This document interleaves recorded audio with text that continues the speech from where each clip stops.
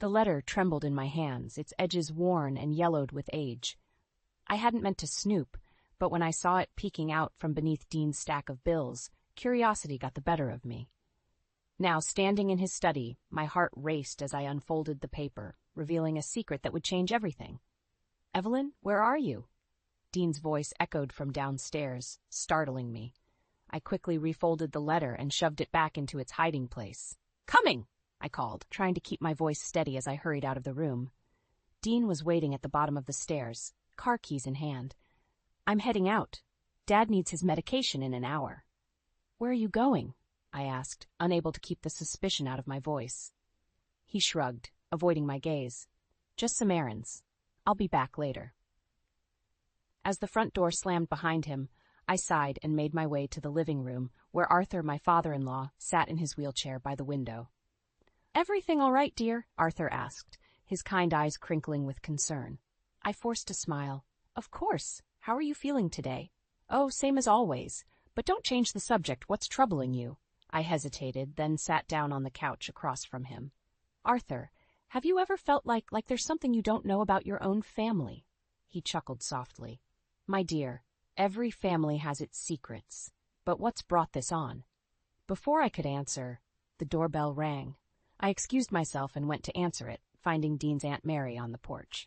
"Evelyn, I hope I'm not interrupting," she said, enveloping me in a warm hug. "Not at all. Come in," I replied, grateful for her presence. Mary had always been a rock for me, especially since I'd quit my nursing job to care for Arthur full-time. As we settled in the kitchen with cups of tea, Mary studied my face. "Something's bothering you? Is it Dean again?" I nodded, feeling the weight of everything pressing down on me. "I found a letter in his study," I confessed. "I didn't read it, but, Mary, I think he's hiding something from me. And it's not just that. The way he's been acting lately, the secretive phone calls, the unexplained absences." Mary reached across the table and squeezed my hand. "Evelyn, you're one of the strongest women I know. You gave up your career to care for Arthur, and I've seen how much love and dedication you pour into this family, but you can't keep sacrificing yourself for people who don't appreciate it." "I don't know what to do," I whispered, feeling tears prick at my eyes. "First things first," Mary said firmly. "You need to confront Dean about that letter. Whatever it is, you deserve the truth." Just then we heard the front door open and Dean's voice called out, "I'm home." Mary and I exchanged a look. "No time like the present, Jessica," she murmured, giving my hand one last squeeze before standing up. As Dean walked into the kitchen, his eyes widened in surprise at the sight of his aunt. "Mary, what are you doing here?" "Just visiting," she replied coolly. "But I think you and Evelyn need to talk. I'll go keep Arthur company." As Mary left the room, Dean turned to me with a questioning look. I took a deep breath, steeling myself for what was to come. "Dean, we need to talk about the letter I found in your study." His face paled. "What letter?" "The one you've been hiding. I didn't read it, but I know it's important. What are you keeping from me?" Dean's expression hardened. "You had no right to go through my things. And you have no right to keep secrets that affect this family." I shot back, my voice rising. "I've given up everything to take care of your father, to support you. The least you can do is be honest with me." For a moment we stood there in tense silence. Then Dean's shoulders slumped. "You're right," he said quietly. "There's something I need to tell you, but you're not going to like it." As he began to speak, I felt my world tilting on its axis, knowing that whatever came next would change our lives forever. I stared at the pile of bills on the kitchen table, my stomach churning. How had it come to this? Dean's revelation about his gambling debts had left me reeling, but the reality of our financial situation was even worse than I'd imagined. "Evelyn?"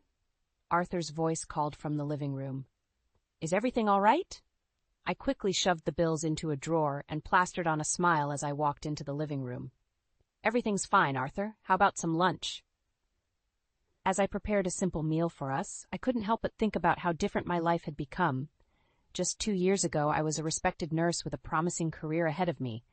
Now I was struggling to make ends meet while caring for my father-in-law full-time. "You're awfully quiet today," Arthur observed as we ate. I sighed, unable to hide my distress any longer. "I'm sorry, Arthur, it's just... things are a bit tight right now, financially speaking. Arthur's brow furrowed with concern. Has Dean not been providing enough? It's complicated, I said, not wanting to burden him with the truth about his son's irresponsible behavior. Just then, the front door slammed, and Dean strode into the room. Hey, Dad, he said, barely glancing at me. I'm heading out again. Don't wait up. Dean, wait, I called, following him to the door. We need to talk about the bills. There's not enough to cover everything this month. He shrugged, avoiding my gaze. Figure it out. I've got things to take care of.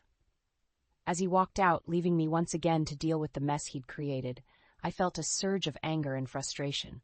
How much longer could I keep this up? The phone rang, startling me out of my thoughts. It was Mary. Evelyn, dear, how are you holding up? Her warm voice came through the line. I couldn't hold back anymore. The tears I'd been fighting all day finally spilled over. Oh, Mary, I choked out. It's worse than we thought. Dean's gambling. He's put us in a terrible position. I'm coming over, Mary said firmly. We'll figure this out together. An hour later, Mary and I sat at the kitchen table, surrounded by bills and bank statements. The reality of our situation was laid bare before us. Evelyn, Mary said gently, you can't keep going on like this. Dean's behavior is putting you and Arthur at risk. I nodded, feeling a strange mix of relief and dread at having someone else acknowledge the gravity of the situation. I know, but what can I do? I can't just abandon Arthur. Mary's eyes lit up with an idea. What if we looked into assisted living for Arthur? Somewhere he'd be well cared for, and you could go back to nursing. The thought had crossed my mind before, but I'd always pushed it away, feeling guilty. I don't know, Mary. It feels like giving up. It's not giving up, she insisted. It's taking care of yourself so you can better take care of others. You're a brilliant nurse, Evelyn. The world needs you back out there. As we talked through the possibilities, I felt a glimmer of hope for the first time in months. Maybe there was a way out of this mess after all. Our conversation was interrupted by the sound of a key in the lock. Dean stumbled in, reeking of alcohol. What's going on here? He slurred, eyeing Mary suspiciously. I stood up, my resolve strengthening. We're discussing options, Dean. Things can't go on like this. His face darkened. What's that supposed to mean? Before I could respond, Arthur's voice called out from the living room, sounding distressed. Evelyn? Dean, I need help. As I rushed to Arthur's side, with Dean stumbling behind me, I knew that a critical moment had arrived. Something had to change, and soon. The weight of the decisions before me pressed down, but for the first time in a long while, I felt ready to face them head-on. The early morning light filtered through the curtains as I sat at Arthur's bedside, my eyes heavy from another sleepless night. Dean hadn't come home again, and the weight of his absence pressed down on me like a physical force. Evelyn, dear, Arthur's weak voice broke through my thoughts. You look exhausted. Why don't you get some rest? I forced a smile. I'm fine, Arthur. How are you feeling this morning? Before he could answer, the front door slammed, and Dean's unsteady footsteps echoed through the house. My heart raced as I braced myself for what was to come. Where have you been? I demanded as Dean stumbled into the room, reeking of alcohol and cheap perfume. He waved dismissively. Out. What's it to you? Arthur's face fell, his disappointment in his son palpable. Dean, son, this isn't right. Evelyn deserves better. Dean's eyes flashed with anger. Stay out of this, Dad. It's none of your business. I stepped between them, my voice low and firm. That's enough, Dean. Go sleep it off. As Dean skulked away, I turned back to Arthur, my heart breaking at the sadness in his eyes. I'm so sorry, Arthur. You shouldn't have to see this. He reached out and squeezed my hand. It's not your fault, my dear. You've been nothing but a blessing to this family. Later that afternoon, as I was preparing Arthur's medication, my phone buzzed with a text from Mary. Need to talk. Can you meet me at the cafe in an hour? Anxiety gnawed at my stomach as I made my way to the cafe. Mary was already there, her face grave as I sat down across from her. Evelyn, I've discovered something, she said without preamble. Dean's been making large withdrawals from Arthur's accounts. The world seemed to tilt on its axis. What? How is that possible?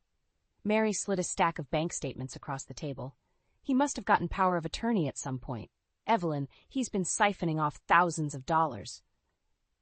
My hands shook as I flipped through the papers, the evidence of Dean's betrayal laid out in black and white. How could he do this to his own father? "I'm so sorry, dear," Mary said, reaching out to squeeze my hand. "But you need to know the truth. This can't go on." As I drove home, my mind raced with the implications of what I'd learned.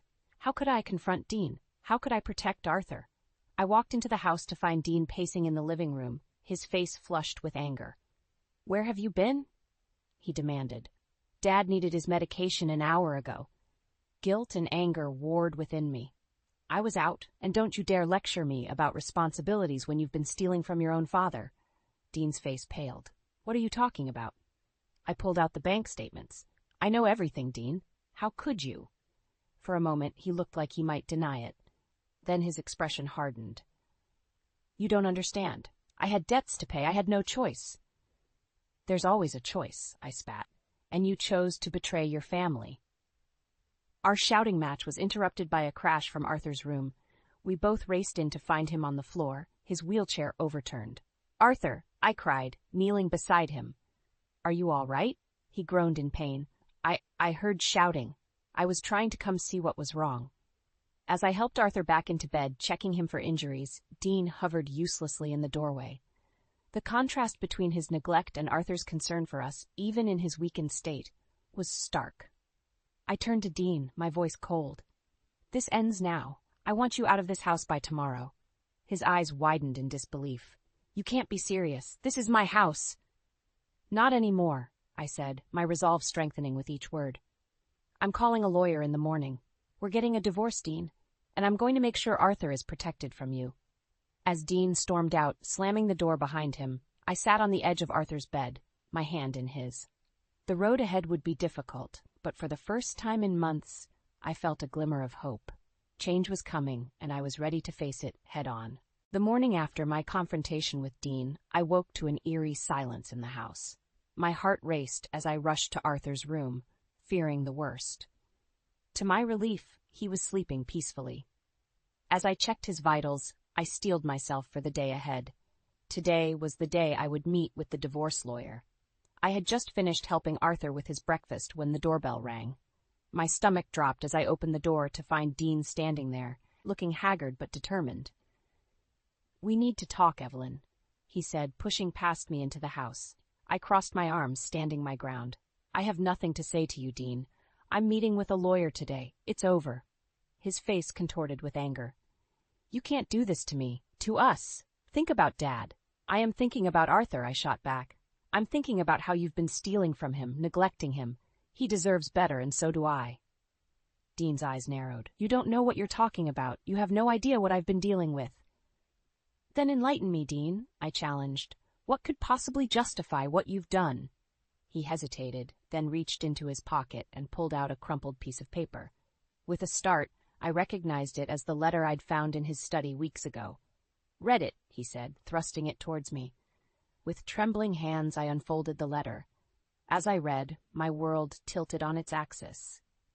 It was from a woman claiming to be Dean's half-sister, the product of an affair Arthur had years ago. She was demanding money to keep quiet about the scandal. I looked up at Dean, stunned. "Is this why you've been taking money from Arthur's accounts?" He nodded, his shoulders sagging. I didn't know what else to do.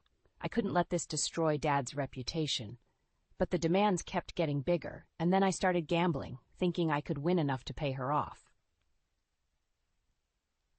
I felt a mix of emotions, anger at Dean's deception, sympathy for the impossible situation he'd found himself in, and a deep sadness for Arthur.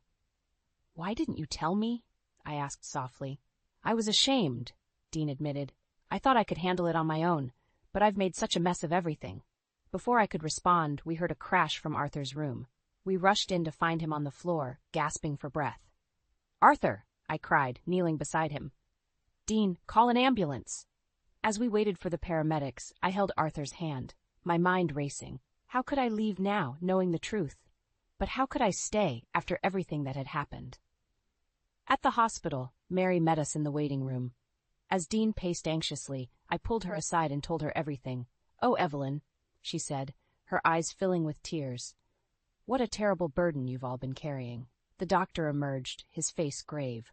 "Mr. Thompson has had a severe stroke. The next 24 hours will be critical." As Dean broke down, I felt a strange calm settle over me. In that moment, I knew what I had to do. I approached Dean, my voice steady. I'm not going to abandon Arthur now. But things have to change, Dean. No more secrets, no more lies.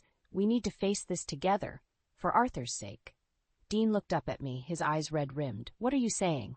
I took a deep breath. I'm saying I'll put the divorce on hold for now. But you need to come clean about everything. To me, to Arthur when he's well enough, and to this woman claiming to be your sister. We'll figure out how to handle it together. As Dean nodded, relief and gratitude washing over his face, I felt the weight of my decision settle on my shoulders. The path ahead would be difficult, but I knew in my heart it was the right choice. For better or worse, we were family, and families face their demons together. The hospital room was eerily quiet, save for the steady beep of Arthur's heart monitor. I sat by his bedside, my hand gently clasping his, willing him to wake up. It had been 3 days since his stroke, and the doctors were cautiously optimistic about his recovery. Dean burst into the room, his face flushed with excitement. Evelyn, I've got great news. I've found a way to fix everything. I raised an eyebrow, skeptical. What are you talking about, Dean? He pulled up a chair, leaning in close. I've been in touch with a guy who can get us quick cash. We can pay off my sister, cover Dad's medical bills, and start fresh. All I need is your signature on a few documents. My heart sank. Dean, no. We agreed no more secrets, no more schemes. What kind of documents? He hesitated, then pulled out a stack of papers. It's just a small loan against the house. We'll pay it back in no time, I promise. I leafed through the documents, my blood running cold as I realized the implications. This isn't a small loan, Dean. This is practically signing away our home. How could you even consider this? What choice do we have? He hissed, glancing nervously at Arthur. We're drowning in debt, and my sister is threatening to go public. This is our only way out. I stood up, my voice shaking with anger. No, Dean, this ends now. I won't let you gamble away our future on another one of your schemes. His face darkened. You don't understand. If you don't sign these papers, I'll lose everything. We'll lose everything. Maybe that's what needs to happen, I said softly, the realization hitting me like a ton of bricks. Maybe we need to lose it all to find our way back. Just then Mary walked in, her eyes widening as she sensed the tension in the room. What's going on here? I turned to her, my decision crystallizing. Mary, I need your help. Can Arthur stay with you for a while when he's released? Of course, she said, looking confused. But why? I took a deep breath. Because I'm leaving, Mary. I can't do this anymore. Dean jumped up, panic in his eyes. Evelyn, you can't be serious. What about Dad? What about us? There is no us anymore, Dean. I said, my voice surprisingly steady. I've given everything I have to this family, but I can't keep sacrificing myself. It's time I start taking care of me. As the weight of my words sank in, Arthur's eyes fluttered open. Evelyn, he croaked, his voice weak but clear. I rushed to his side, tears streaming down my face. I'm here, Arthur. How are you feeling? He squeezed my hand weakly. I heard everything, he whispered. You, go. Be happy. A sob escaped me as I realized Arthur had been aware of our conversation. Are you sure? I don't want to abandon you. Arthur's eyes flickered to Dean, then back to me. Not abandoning, saving yourself, proud of you. In that moment, looking into Arthur's eyes, I found the strength I needed. I turned to Dean, my resolve firm. I'm going to my parents' house tonight.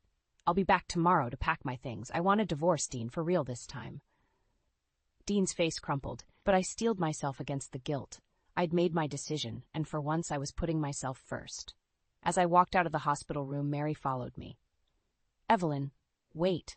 Are you sure about this? I nodded, feeling a strange mix of sadness and liberation. I am, Mary. It's time for me to start a new chapter. I can't keep living in the shadows of Dean's mistakes. She pulled me into a tight hug. I'm here for you, whatever you need. As I drove to my parents' house that night, my car packed with a few essentials, I felt a glimmer of hope for the first time in years. The road ahead would be difficult, but I was ready to face it head-on. It was time to reclaim my life, my career, and my happiness. And nothing, not even the love I still felt for Arthur, could hold me back anymore. The call came at 3 a.m., jolting me from a fitful sleep. Mary's voice trembled on the other end of the line. Evelyn, you need to come to the hospital. It's Arthur. My heart raced as I threw on clothes and rushed out the door. The past month, living at my parents' house, had been a whirlwind of emotions and legal meetings, but Arthur had always been at the forefront of my mind. When I arrived at the hospital, Mary was waiting outside Arthur's room, her eyes red-rimmed. "The doctors say it won't be long now," she whispered. I steeled myself and entered the room. Arthur lay there, looking smaller and frailer than I'd ever seen him. Dean sat by his bedside, his head in his hands. "Evelyn," Arthur croaked, his eyes lighting up as he saw me. "You came." I rushed to his side, taking his hand in mine. "Of course I came, Arthur. I'm here." He smiled weakly. "Good. There's something I need to tell you both." Dean looked up, his face haggard. "Dad, save your strength." Arthur shook his head. "No time. Evelyn, in my desk, there's a letter, my will. You need to know." His words were cut off by a fit of coughing. A nurse rushed in, ushering us out of the room. Dean and I stood in the hallway, the tension between us palpable. "What's he talking about?" Dean demanded. "What will?" I shook my head, bewildered. "I don't know. I haven't seen any will." Hours passed in agonizing silence. Finally, the doctor emerged, his face solemn. "I'm sorry," he said softly. "He's gone." The world seemed to tilt on its axis. Despite our complicated history, I felt a deep ache for the kind man who had become like a father to me. In the days that followed, I threw myself into arranging the funeral, grateful for the distraction. It wasn't until the day before the service that I remembered Arthur's words about the will. With a sense of trepidation, I went to the house Dean and I had once shared. He wasn't home, which was a relief. I made my way to Arthur's study, my heart pounding as I opened his desk drawer. There, nestled among old papers, was an envelope with my name on it. With trembling hands, I opened it and began to read. "My dear Evelyn, if you're reading this, I'm no longer with you. I want you to know how much you've meant to me these past years. You've been more than a daughter-in-law. You've been the daughter I never had. It's because of this that I've made a decision that may come as a shock. I've amended my will to leave you my stock portfolio. It's not a fortune, but it should be enough to give you a fresh start. I know things have been difficult with Dean, and I'm sorry for the part I've played in that. But you deserve happiness, Evelyn. Use this gift to build the life you've always dreamed of. With all my love, Arthur." I sat there, stunned, tears streaming down my face. The implications of Arthur's gift were staggering. With this inheritance, I could pay off the debts Dean had accrued, restart my nursing career, maybe even open the small clinic I'd always dreamed of. Just then, I heard the front door slam. "Evelyn?" Dean's voice called out. "What are you doing here?" I quickly folded the letter and stood up, my mind racing. How would Dean react to this news? Would he try to contest the will? The thought of another legal battle made my stomach churn. As Dean's footsteps approached the study, I took a deep breath. This was it, the moment that would determine the course of my future. I had to be strong, had to stand my ground, for Arthur's sake and for my own. "Dean," I said, my voice steadier than I felt. "We need to talk. There's something you need to know about your father's will." The tension in the room was palpable as I stood face to face with Dean, Arthur's letter clutched tightly in my hand. His eyes darted between my face and the paper, a mix of confusion and suspicion etched across his features. "What's going on, Evelyn? What's this about Dad's will?" I took a deep breath, steeling myself for the storm I knew was coming. "Arthur left me his stock portfolio, Dean. He wanted me to have a fresh start." The color drained from Dean's face, replaced quickly by a flush of anger. "That's impossible. You're lying." "I'm not," I said, my voice steady despite my racing heart. "It's all here in this letter. He knew about our problems, Dean. He wanted to help me." Dean lunged forward, trying to snatch the letter from my hand. I stepped back, narrowly avoiding his grasp. "You manipulated him," he shouted. "You turned my own father against me." "No, Dean," I said firmly. "You did that all on your own." Just then the doorbell rang. We both froze, staring at each other. After a moment, I heard Mary's voice calling from outside. "Evelyn? Dean? Are you in there?" I moved towards the door, but Dean blocked my path. "Don't you dare," he hissed. "We can't hide from this, Dean," I said, pushing past him. "It's time for the truth to come out." I opened the door to find Mary standing there with a concerned look on her face. "What's going on?" she asked, taking in our tense postures. "Come in, Mary," I said, ignoring Dean's protests. "There's something you need to know." Over the next hour, I laid bare everything. Dean's gambling debts, his theft from Arthur's accounts, the mysterious half-sister demanding money. Mary listened in shocked silence, her eyes widening with each revelation. "Is this true, Dean?" she finally asked, her voice trembling. Dean's shoulders slumped in defeat. I didn't mean for it to go this far," he mumbled. Mary turned to me, her eyes filled with a mix of sorrow and admiration. "Oh, Evelyn, I had no idea you were carrying all of this. Why didn't you tell me sooner?" "I wanted to protect Arthur," I said softly. "And I guess a part of me still hoped Dean would change." Dean's head snapped up at that, his eyes blazing. "Change? You never gave me a chance, and now you're stealing my inheritance." "That's enough." Mary's voice cracked like a whip. "Dean, you've brought this on yourself. Evelyn has every right to that money after everything she's done for this family." As Dean and Mary argued, I felt a strange sense of calm wash over me. For the first time in years, I wasn't carrying the weight of Dean's secrets alone. The truth was out, and with it came a sense of liberation. Suddenly, Dean turned to me, his face contorted with desperation. "Evelyn, please, we can work this out. I'll change, I promise. Just don't take everything from me."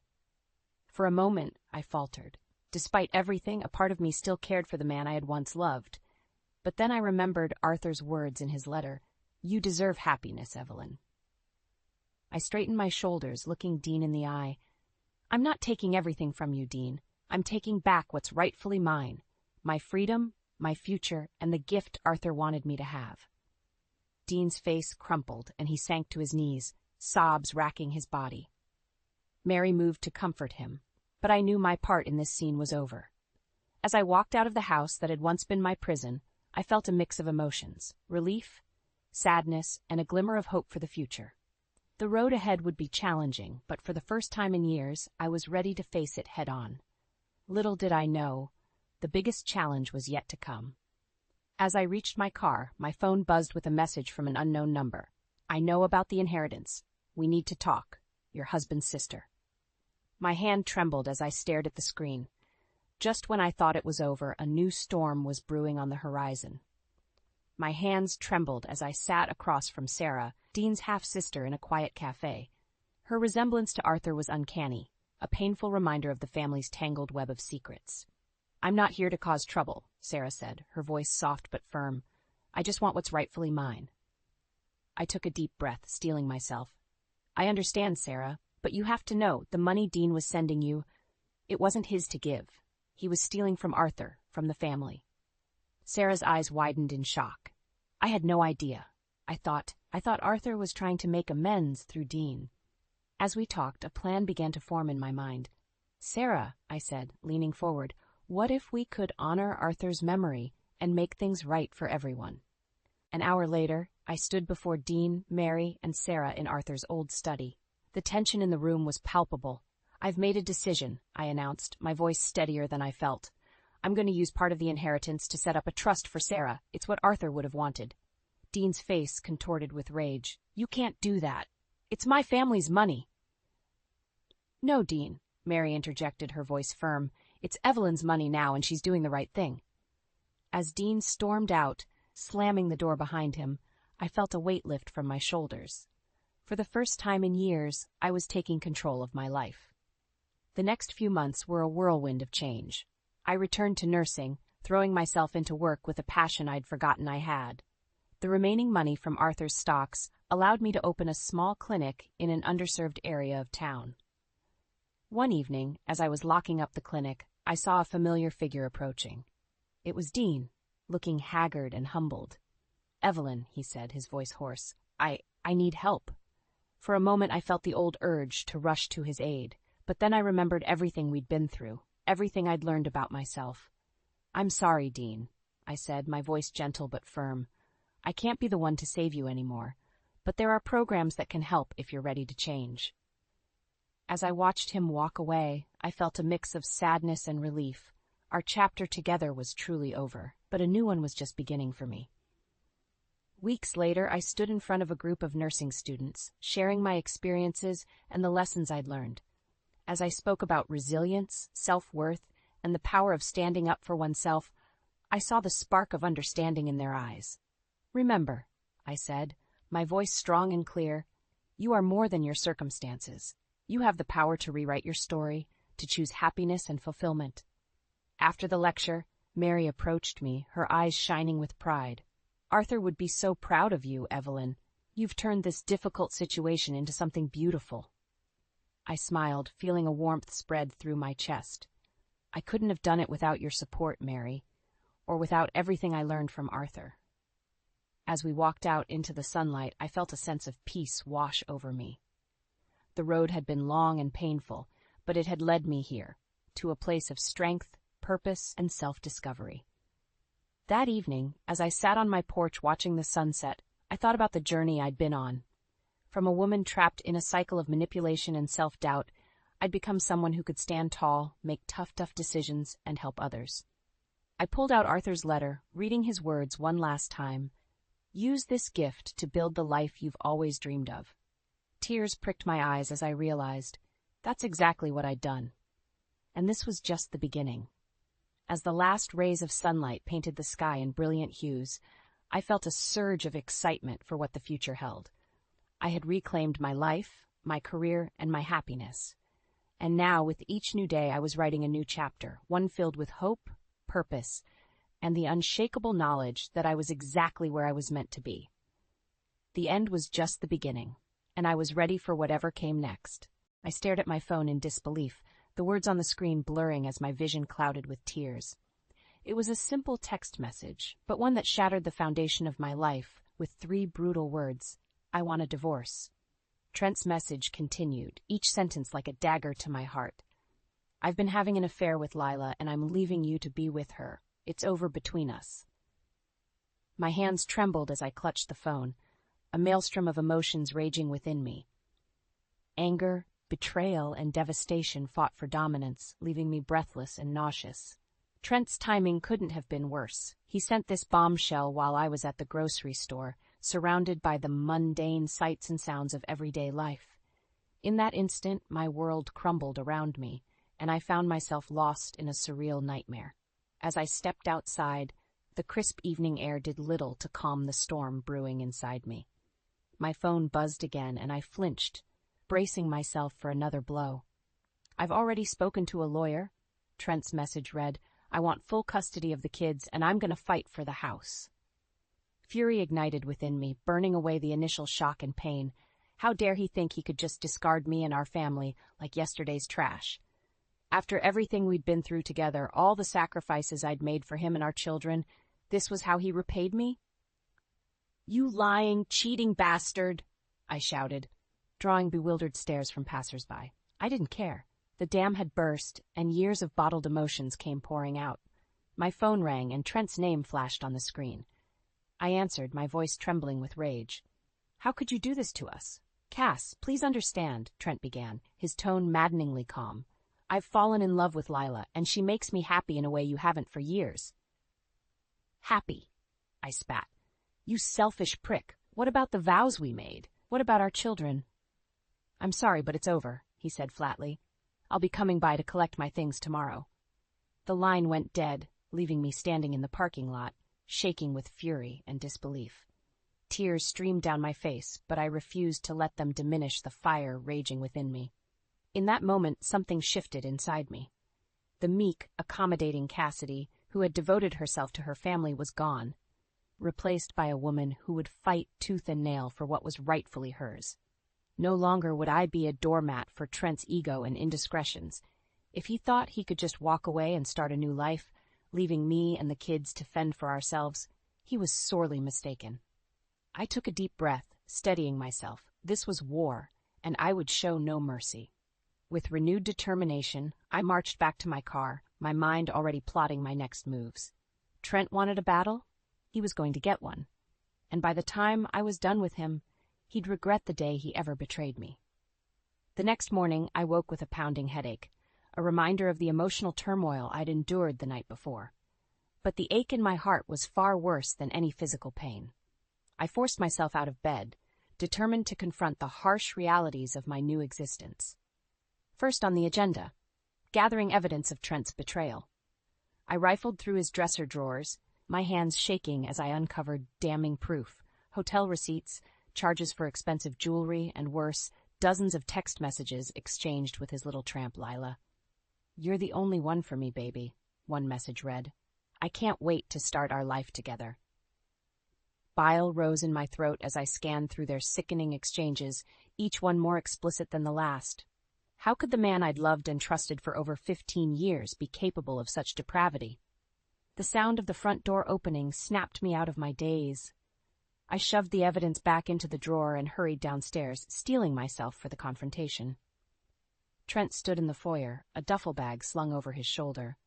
His gaze was cold, devoid of the warmth and affection I'd once cherished. "What the hell are you doing here?" I demanded, my voice trembling with barely contained rage. "I told you I'm here to collect my things," he said coolly. "Now, if you'll excuse me—" "Like hell I will," I stepped in front of him, blocking his path. "You think you can just waltz in and out of our lives like nothing happened?" Trent's eyes narrowed. "Don't make this harder than it needs to be, Cass. We're done, and it's time for both of us to move on." "Move on?" I let out a bitter laugh.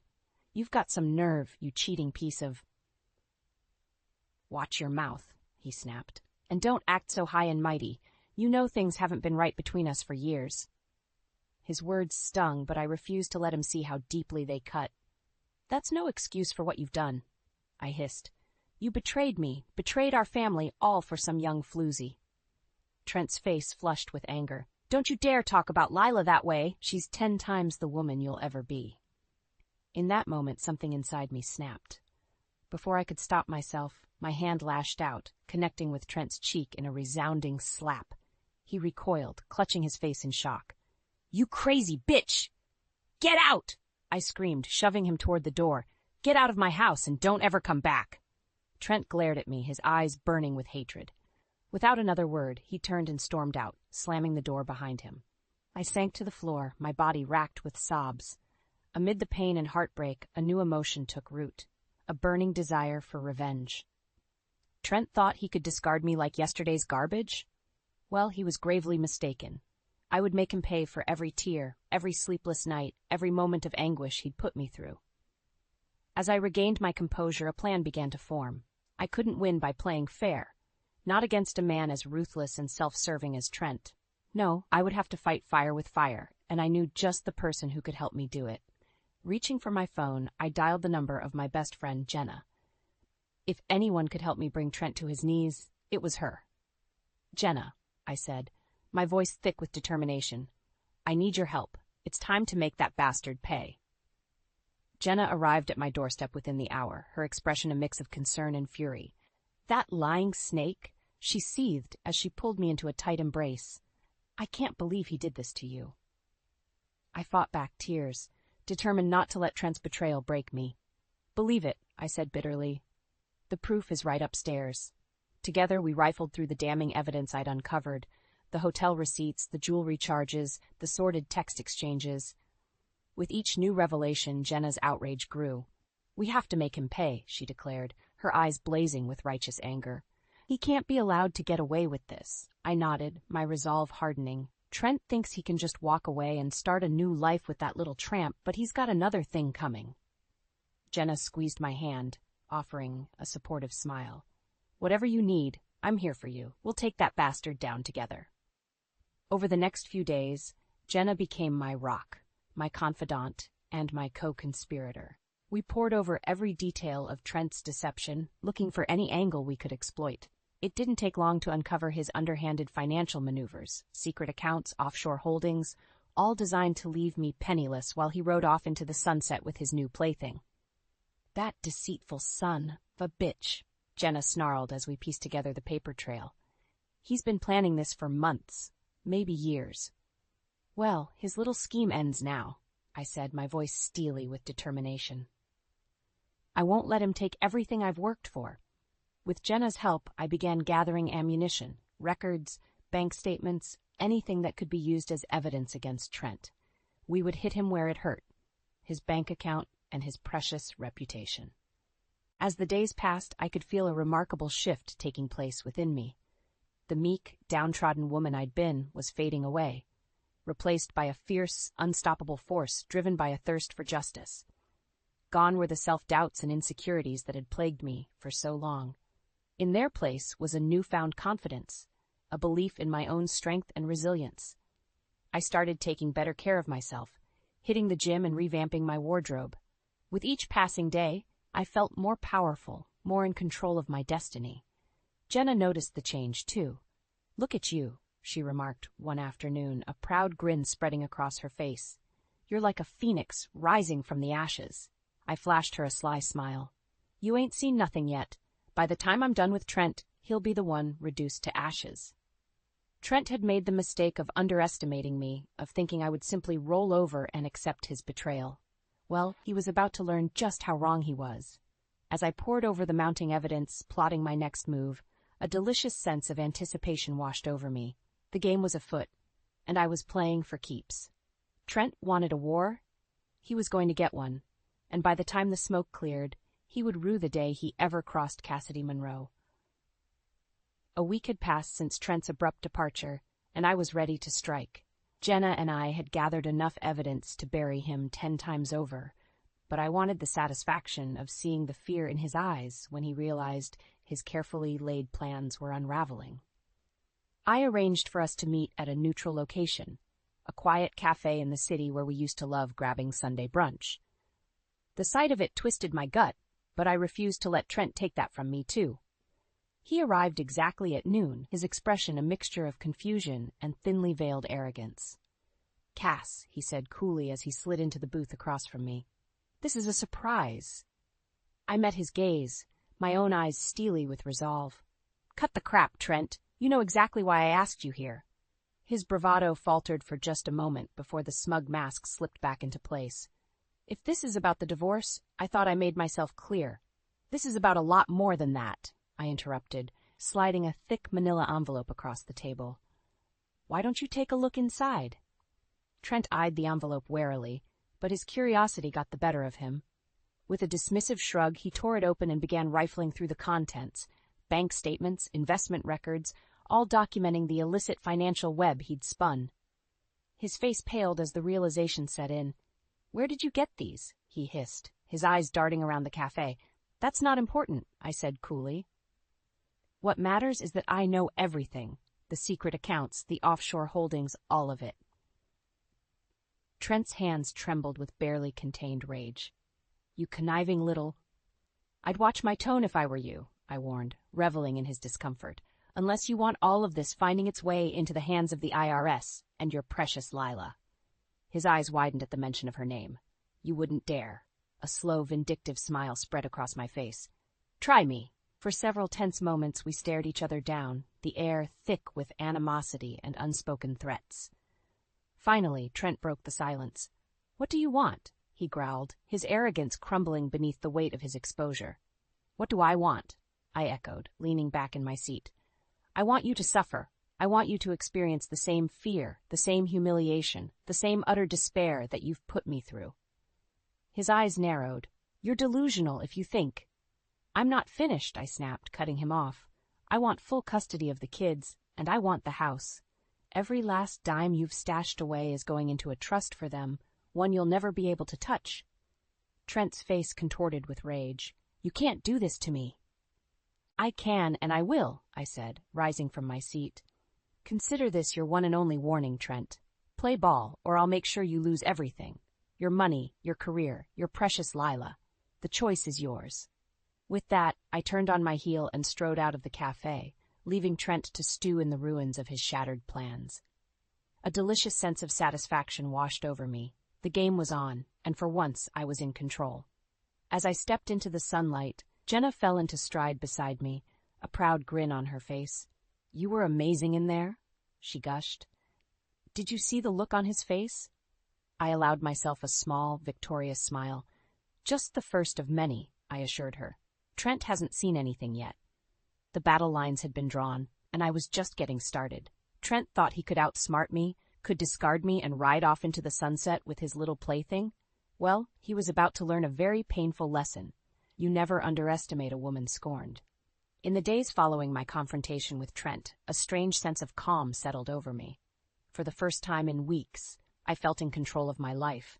No longer a helpless victim, but a woman taking back her power.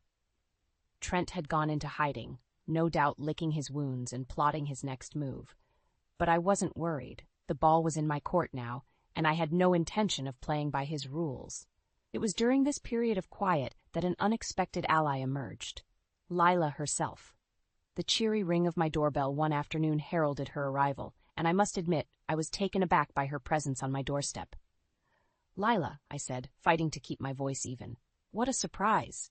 She offered me a hesitant smile, her eyes clouded with uncertainty. "I know this is awkward, but I was hoping we could talk." Against my better judgment, I stepped aside to let her in. Whatever her game, I was curious to see it play out. We settled in the living room, an uneasy silence stretching between us. Finally, Lila spoke up. I saw Trent the other day," she began, her voice small. He was a mess." I arched an eyebrow, intrigued. "Do tell." Lila Worryline creased her brow. "He kept ranting about you, about some kind of evidence you had. Cass, what's going on?" For a moment, I debated how much to reveal, but something in Lila's wide, guileless eyes told me she was just as much a victim of Trent's lies as I was.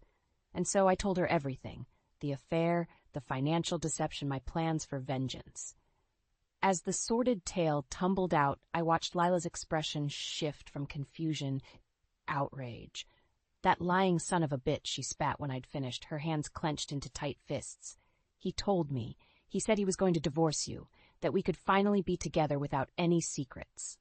I couldn't help but bark out a bitter laugh. Looks like Trent was playing us both for fools. Tears glistened in Lila's eyes, but they were born of anger rather than sorrow. "What are you going to do?" A slow, vindictive smile spread across my face. "I'm going to burn his entire world to the ground, and I could use a partner in crime."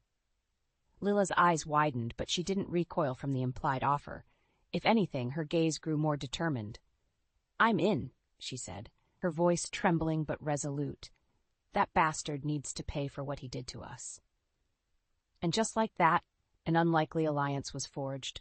Two women, once pitted against each other, now united in their quest to take down the man who had betrayed them both. Over the next few days, Lila and I pored over every shred of evidence, every damning document, crafting a meticulous plan to completely dismantle Trent's life. We would strike at his finances, his reputation, his very way of life. No stone would be left unturned. Revenge took on an entirely new meaning as Lila and I worked in tandem.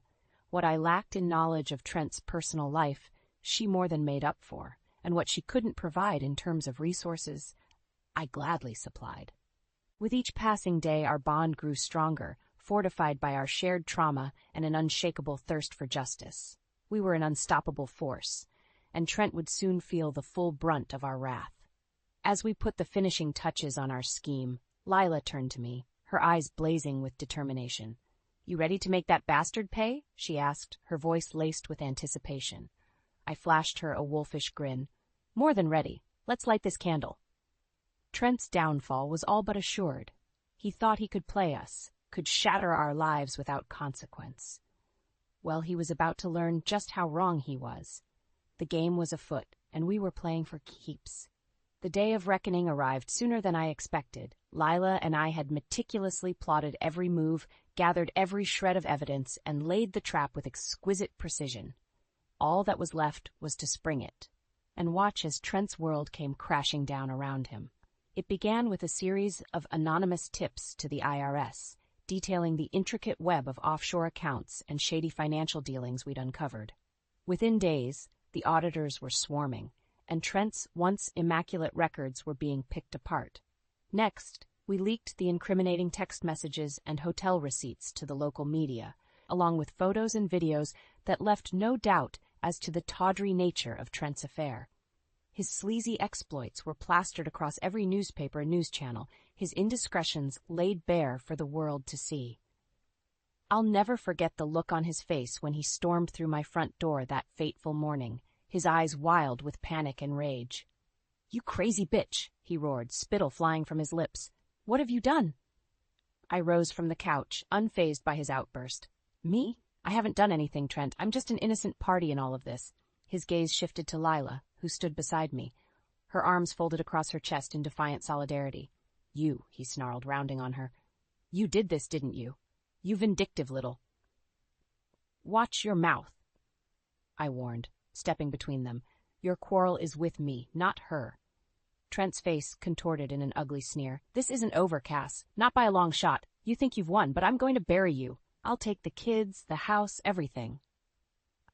I wouldn't be so sure about that. The new voice belonged to my lawyer, Mr. Davidson, who strode into the room with a grim expression. Mr. Davidson? Trent sputtered, his bravado faltering. What's going on here? The lawyer fixed him with a withering stare. What's going on, Mr. Monroe, is that your underhanded financial dealings have been brought to light. The IRS is already preparing charges of tax evasion and fraud, and that's just the tip of the iceberg. Trent's face drained of color. But my money is being seized as we speak, Mr. Davidson continued, relentless, along with your assets, your property, and quite possibly your freedom. You can't do this, Trent cried, panic lending a shrill edge to his voice. I'll fight this, I swear to God. Mr. Davidson shook his head, his lips curling into a thin, humorless smile. I'd save my energy if I were you, Mr. Monroe. The evidence against you is overwhelming, and it's only a matter of time before the other shoes drop. As if on cue, Trent's phone began ringing incessantly, no doubt a barrage of calls from his frantic colleagues and erstwhile lovers. With shaking hands, he pulled it from his pocket, his eyes widening in horror as he scanned the incoming messages. No, this can't be happening. But it was. His sordid affairs, his financial crimes, every last skeleton he'd tried so desperately to keep buried, was being violently exhumed and laid bare for all to see. In that moment, I allowed myself a fleeting sense of triumph. We had well and truly dismantled Trent's life, bringing him to his knees just as he had done to me. As the reality of his downfall set in, Trent turned to me, his eyes burning with impotent fury. You won't get away with this, he spat, his words laced with venom. I'll make you pay if it's the last thing I do. I met his gaze, unflinching. I'm counting on it. With a dismissive flick of my hand, I turned away, signaling the end of our interaction. Trent had been utterly destroyed, both personally and professionally, and there was nothing he could do to stop it. The battle was won, and I had emerged victorious, lean, resolute, and unbowed by his attempts to break me.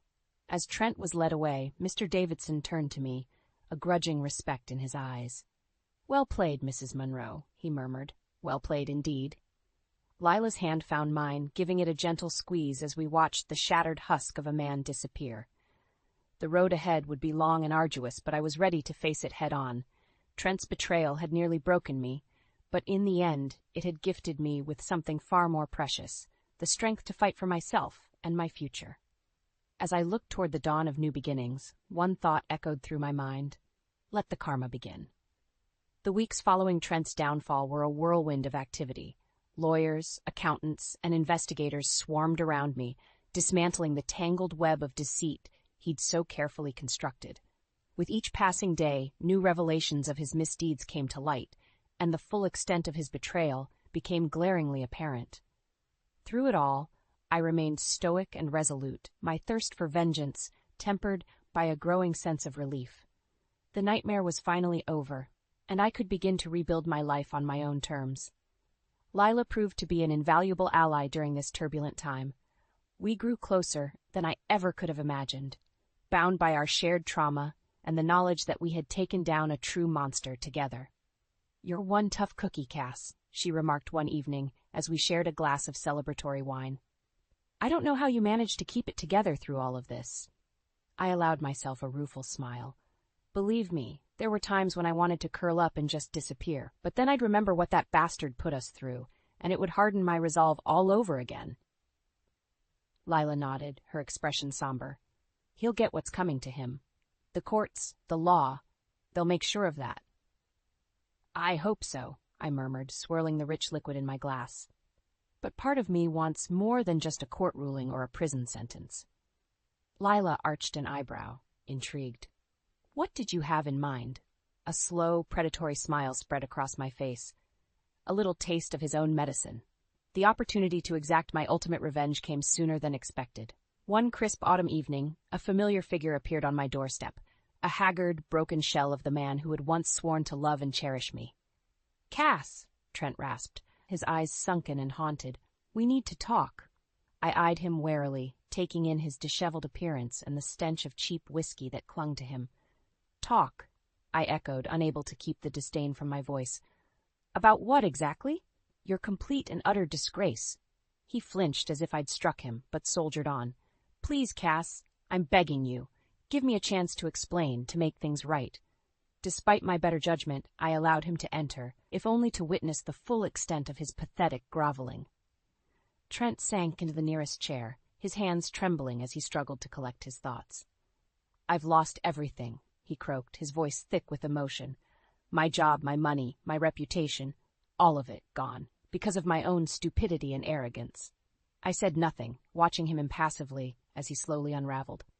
And Lila, a bitter laugh escaped his cracked lips. She took off the moment the truth came out, took whatever she could grab and vanished, just like that. Did you expect anything less? I asked coolly. She was using you, just like you used me. Trent's head fell into his hands, his shoulders shaking with silent sobs. I've made so many mistakes, Cass. Hurt so many people, especially you. He lifted his head, his eyes shimmering with unshed tears. I'm so sorry for everything. If I could take it all back, I would in a heartbeat. For an endless moment, I simply stared at the broken husk of a man before me, weighing his words and pleas for absolution. Finally, I spoke.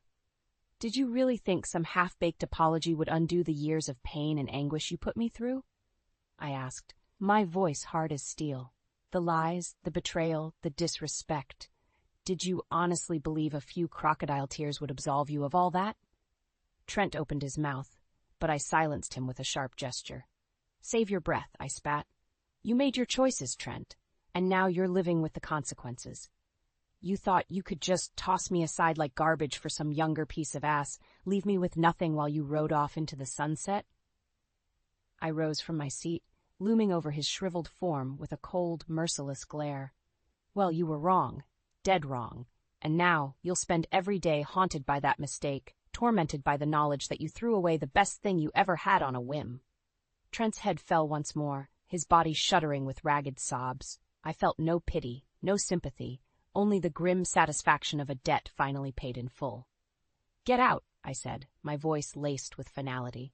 And don't ever show your face here again.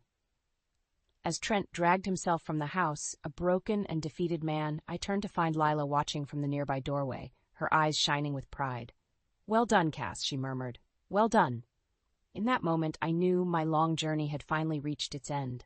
The scales had been balanced, karma restored, and I had emerged victorious. It was, in every sense of the word, a new beginning. The weeks following Trent's pathetic attempt at reconciliation were a whirlwind of activity. With the legal matters finally resolved and my financial security assured, I found myself facing an unfamiliar sensation: freedom. For the first time in years, I was truly unshackled from the weight of Trent's betrayal and manipulation. The future stretched out before me, vast and full of possibility. Lila remained a constant presence during this period of transition, her unwavering support and friendship proving invaluable as I navigated the uncharted waters of my new life. You've come so far, Cass, she remarked one sunny afternoon as we strolled through the park near my home. Just look at you. You're practically glowing. I couldn't help but smile at her observation. It was true. The haunted, hollow-eyed woman I'd been in the depths of my turmoil seemed like a distant memory. I owe it all to you, you know, I said, giving her hand an affectionate squeeze. If it wasn't for your help, your courage, I might never have found the strength to take Trent down. Lila waved off the praise with a dismissive gesture. Don't sell yourself short. The fire was always there. I just helped fan the flames a little. Her words rang true. The past year had been a crucible, a trial by fire that had forged me into a stronger, more resilient version of myself. The insecurities and self-doubts that had once held me back were gone, replaced by an unshakable sense of confidence and self-worth. As we continued our stroll, I couldn't help but marvel at how far I'd come. From the depths of despair and betrayal to a life brimming with promise and possibility, it was almost too much to comprehend. So, what's next for the indomitable Cassidy Monroe? Lila asked, a teasing lilt to her voice. I considered her question for a moment, letting the warm spring breeze caress my face.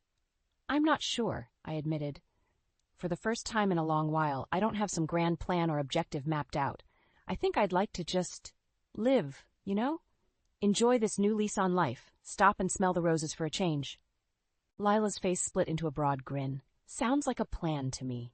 Just promise you won't become a complete hermit, okay? I need my partner in crime around to keep me on my toes. I laughed, the sound rich and uninhibited. Deal. As the weeks melted into months, I relished the simple joys that had once eluded me. Lazy Sunday mornings, impromptu girls' nights out with Leela and Jenna, quality time with my children. Each day was a gift, unburdened by the specter of Trent's lies and manipulation. Of course, there were moments when the past would creep up on me, uninvited flashes of pain and heartache that threatened to reopen old wounds. But I found solace in the knowledge that I had persevered, that I had taken my life back from the brink and emerged stronger than ever. Trent was little more than a ghost, a lingering shadow that grew fainter with each passing day. I refused to afford him any more power over me or my happiness. As for his ultimate fate, I cared little. Rumor had it he'd slunk off to parts unknown, his wealth and reputation in tatters. A part of me hoped he was suffering, dwelling in the pit of his own making, but the larger part simply didn't give a damn. He was a specter of the past, and I was too busy embracing my future to dwell on him any longer. With Lila by my side, I embarked on a new chapter, one filled with new adventures, new joys, and a newfound sense of liberation.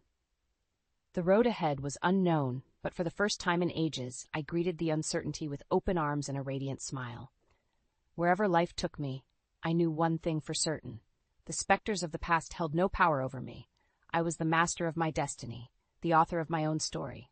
And this time, I was writing one hell of an ending. I smoothed my apron and took a deep breath, savoring the aroma of freshly baked apple pie. The kitchen was my sanctuary, a place where I could create something beautiful for my family. As I pulled the golden brown crust from the oven, I heard the front door open. "Julie, I'm home." Mark's voice echoed through the house. "In the kitchen, honey," I called back, setting the pie on the cooling rack. Mark appeared in the doorway, his tie loosened and a strange expression on his face. I felt a twinge of unease. "Everything okay?" I asked, wiping my hands on a dish towel. He hesitated, then blurted out, "My parents are moving in with us." The words hit me like a bucket of ice water. "What? When did this happen?" "Dad called this morning. They're selling the house and, well, they need a place to stay." I gripped the counter, my mind reeling. "And you agreed without talking to me first?" Mark ran a hand through his hair. "I didn't have much choice, Julie. They're my parents." "They're also the people who've criticized every decision we've made since we got married," I reminded him, my voice rising. "Your mother can barely stand to be in the same room as me." "That's not true," Mark protested weakly. "When are they coming?" I demanded. He winced. "Next week." "Next week?" I exploded. "Mark, we have a 2-year-old. Where are we supposed to put them?" As if on cue, Lucy's cry pierced the air from upstairs. I closed my eyes, trying to steady myself. "We'll figure it out," Mark said, reaching for me. I stepped back, shaking my head. "No, you'll figure it out. This is your mess." I untied my apron and tossed it on the counter. "I need to check on Lucy." I brushed past him, my mind racing. How could he do this without consulting me? As I climbed the stairs, memories of past encounters with Claire, Mark's mother, flooded back. Her disapproving glances, her not-so-subtle jabs about my housekeeping and parenting skills. And now she'd be living under our roof? Lucy was standing in her crib, tears streaming down her chubby cheeks. I scooped her up, inhaling her sweet baby scent. "It's okay, sweetie," I murmured, more to myself than to her. "Mommy's here." I heard Mark's footsteps on the stairs and tensed. He appeared in the doorway, his face a mix of guilt and frustration. "Julie, can we talk about this?" I turned to face him, Lucy on my hip. "What's there to talk about? You've already made the decision." "They're family," he insisted. "We can't just leave them without a place to live." "And what about our family?" I shot back. "What about the life we've built here?" Mark sighed. "It's temporary, just until they find a new place." I laughed bitterly. "You really believe that, once your mother gets her claws in, she'll never leave?" "That's not fair," Mark protested. "No, what's not fair is you making this decision without me." I bounced Lucy gently, trying to calm her. "If they move in, you need to promise me something." "Anything," Mark said quickly. I met his gaze, my voice steel. "You stand up for me. When your mother starts in with her criticism and her judgments, you have my back. Can you do that? Mark hesitated, and in that moment, I saw our future unraveling before my eyes. The happy life we'd built, the dreams we'd shared, all of it threatened by this one decision. I'll try, he finally said. It wasn't the answer I wanted, and we both knew it. As I turned back to Lucy's crib, laying her down gently, I felt a resolve hardening within me. If Mark wouldn't protect our family, I would, no matter what it took. The week flew by in a blur of anxiety and resentment. I threw myself into preparing for Mark's parents' arrival, scrubbing every surface until it gleamed and rearranging furniture to make space. But no amount of cleaning could erase the dread that settled in my stomach like a lead weight. On moving day, I stood on the porch, watching as Robert's car pulled into the driveway. Mark squeezed my hand, but I couldn't bring myself to return the gesture. "Here we go," he murmured. Claire emerged from the passenger seat, her critical gaze sweeping over our modest home. I steeled myself as she approached, plastering on a smile that felt more like a grimace. "Julie, dear," she said, air-kissing my cheek, "I do hope you've made space in the kitchen. I've brought my own cookware." And there it was, the first jab. I bit back a retort, reminding myself to pick my battles. "Of course, Claire," I managed. "Whatever makes you comfortable." As we helped them unload, memories of past encounters with Claire flooded back. The time she'd reorganized my kitchen during a visit, claiming I didn't know how to properly stock a pantry. The snide comments about my career choices, implying I was neglecting my family by working part-time. Each recollection stoked the fire of resentment burning in my chest. That night, as Mark and I lay in bed, I turned to face him. "Remember what you promised," I said quietly. He sighed. "Julie, they've only been here a day. Give it time." "Time for what?" I hissed. "For your mother to completely take over our lives." "That's not fair," Mark protested. "They're just trying to adjust." I sat up, frustration boiling over. "And what about us? What about Lucy? When do we get to adjust to having our lives turned upside down?" Mark reached for me, but I shrugged off his touch. "I need you to have my back," I insisted. "When your mother starts in with her criticism, and she will, I need you to stand up for me, for us." He hesitated, and in that pause, I felt the chasm between us widening. "I'll try," he finally said, echoing his weak promise from a week ago. I lay back down, turning away from him. "Trying isn't enough, Mark." "Not anymore." The next morning, I woke to the sound of pots clanging in the kitchen. I found Claire at the stove, whisking eggs with a disapproving frown. "Oh, Julie," she said, eyeing my pajamas. "I didn't realize you were sleeping in. I thought I'd make a proper breakfast for once." I clenched my jaw, counting to 10 before responding. "That's thoughtful of you, Claire, but I usually handle breakfast for Lucy." "Well, you've been doing it wrong," she declared, brandishing her whisk. "A growing child needs more than those sugary cereals you feed her." Before I could retort, Mark appeared, Lucy in his arms. "Morning, everyone," he said cheerfully, seemingly oblivious to the tension. I waited for him to say something, to defend our parenting choices, but he just settled Lucy into her high chair and accepted a plate from his mother with a smile. "This looks great, Mom," he said. "Doesn't it, Julie?" I stared at him, disbelief and betrayal coursing through me. This was exactly what I'd feared, what I'd warned him about. And he was already falling into old patterns, choosing the path of least resistance. "I'm not hungry," I said flatly, turning on my heel. As I retreated to our bedroom, I heard Claire's voice floating up the stairs. "My goodness, Mark, is she always this sensitive?" I waited for Mark's response, for him to finally stand up to his mother, but only silence followed. In that moment, something inside me hardened. I'd given Mark a chance, more than one, to prove he could balance his loyalty to me with his relationship with his parents, and he'd failed. As I sank onto the bed, my mind raced with possibilities. If Mark wouldn't protect our family, our life together, then I would have to take matters into my own hands, no matter what it took. 2 weeks into our new living arrangement, I felt like I was drowning. Every corner of our home now bore Claire's touch, from the rearranged furniture to the constant aroma of her cooking. I'd retreated to the sanctuary of Lucy's room, desperate for a moment of peace, when I heard the front door open. "Hello? Anyone home?"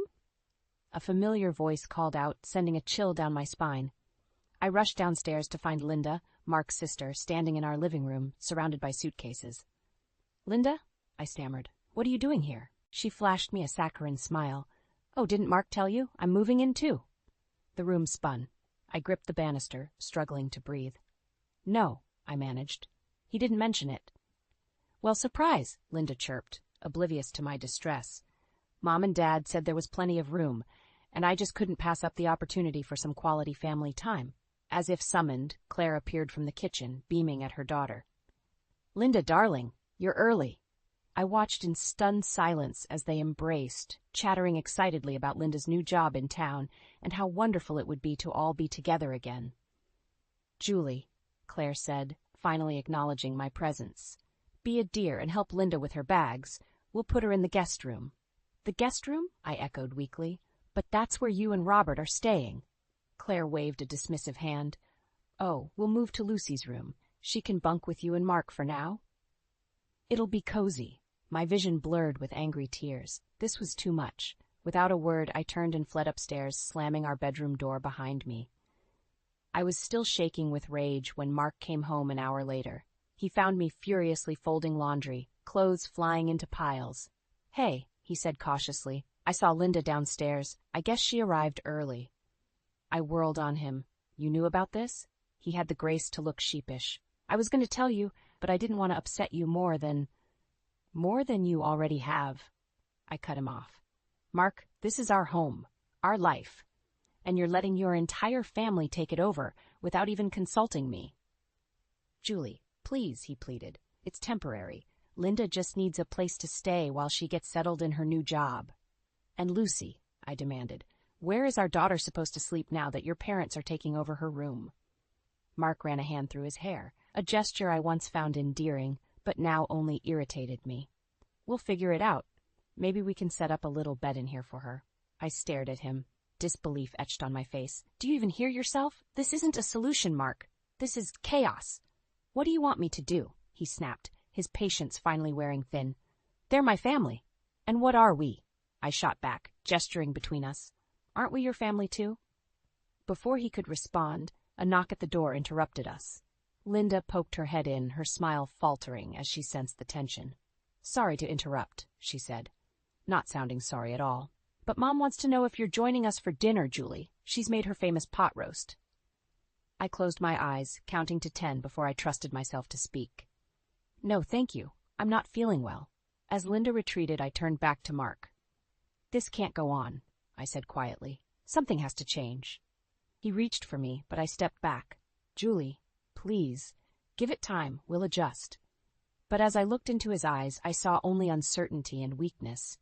In that moment, I realized that the man I married, the partner I thought I had, was slipping away. "No, Mark," I said, my voice steady despite the turmoil inside. "I don't think we will." As I brushed past him and out of the room, leaving him standing alone, I felt something shift inside me. The last threads of hope I'd been clinging to began to unravel, replaced by a cold determination. If Mark wouldn't fight for our family, then I would, and I'd do whatever it took to reclaim the life that was being stolen from us, piece by piece.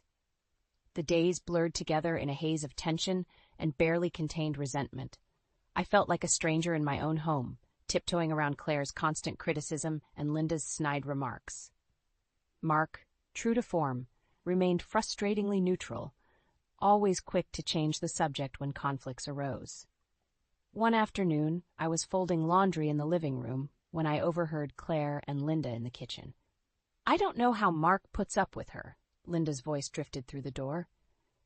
"Did you see how she snapped at him this morning?" "Well, dear," Claire replied, her tone dripping with false sympathy, "some women just aren't cut out for the demands of family life. It's a shame, really. Mark deserves better." My hands shook as I gripped the laundry basket. I waited for Mark to defend me, to say anything at all. But his voice never came. Unable to contain myself any longer, I stormed into the kitchen. "If you have something to say about me, say it to my face," I snapped. Claire's eyes widened in faux innocence. "Julie, dear, we were just concerned about you. You seem so stressed lately." "Gee, I wonder why," I retorted, my voice dripping with sarcasm. "Could it be because my home has been invaded by people who can't stop criticizing every move I make?" Linda gasped dramatically. How dare you speak to Mom that way? Mark, are you going to let her talk to us like this? I whirled around to find Mark standing in the doorway, his face a mask of discomfort.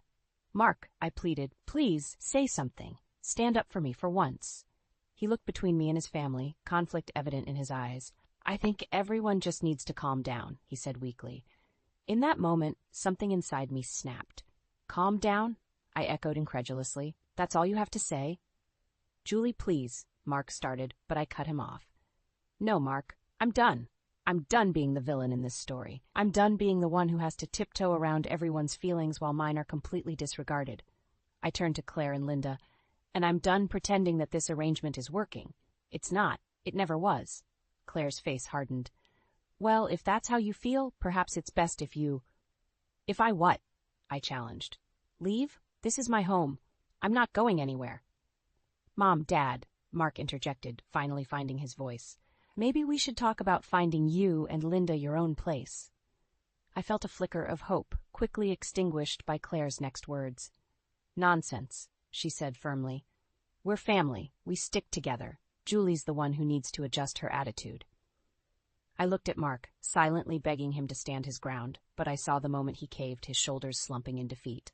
We'll figure something out, he mumbled, not meeting my eyes. In that moment, I realized that the man I married, the partner I thought I had, was gone. In his place stood a stranger, unwilling or unable to fight for our family. I turned and walked out of the kitchen, ignoring their calls behind me. In our bedroom, the only space left that felt like mine, I sank onto the bed, my mind racing. For weeks, I'd been holding on to hope that things would improve, that Mark would step up and set boundaries with his family.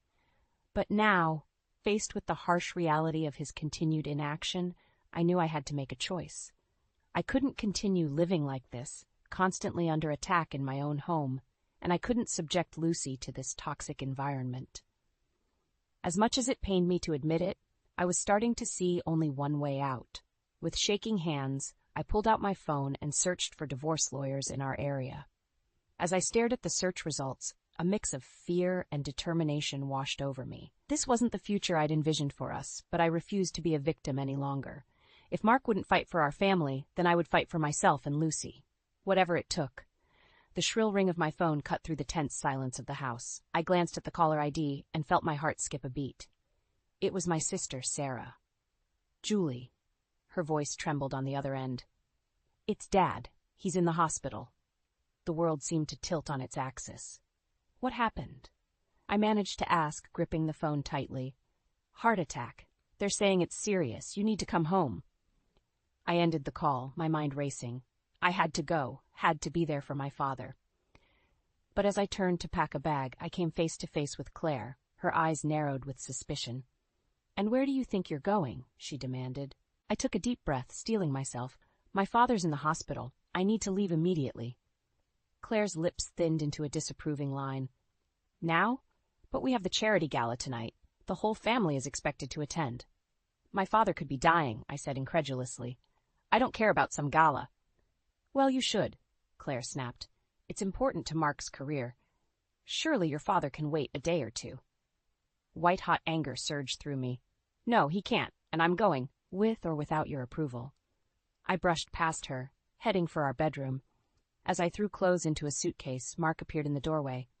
Julie, what's going on? Mom said something about you leaving. I explained the situation rapidly, zipping up my bag. I have to go, Mark. Tonight? He ran a hand through his hair, looking conflicted. But the gala, my boss will be there. It's a big opportunity for me.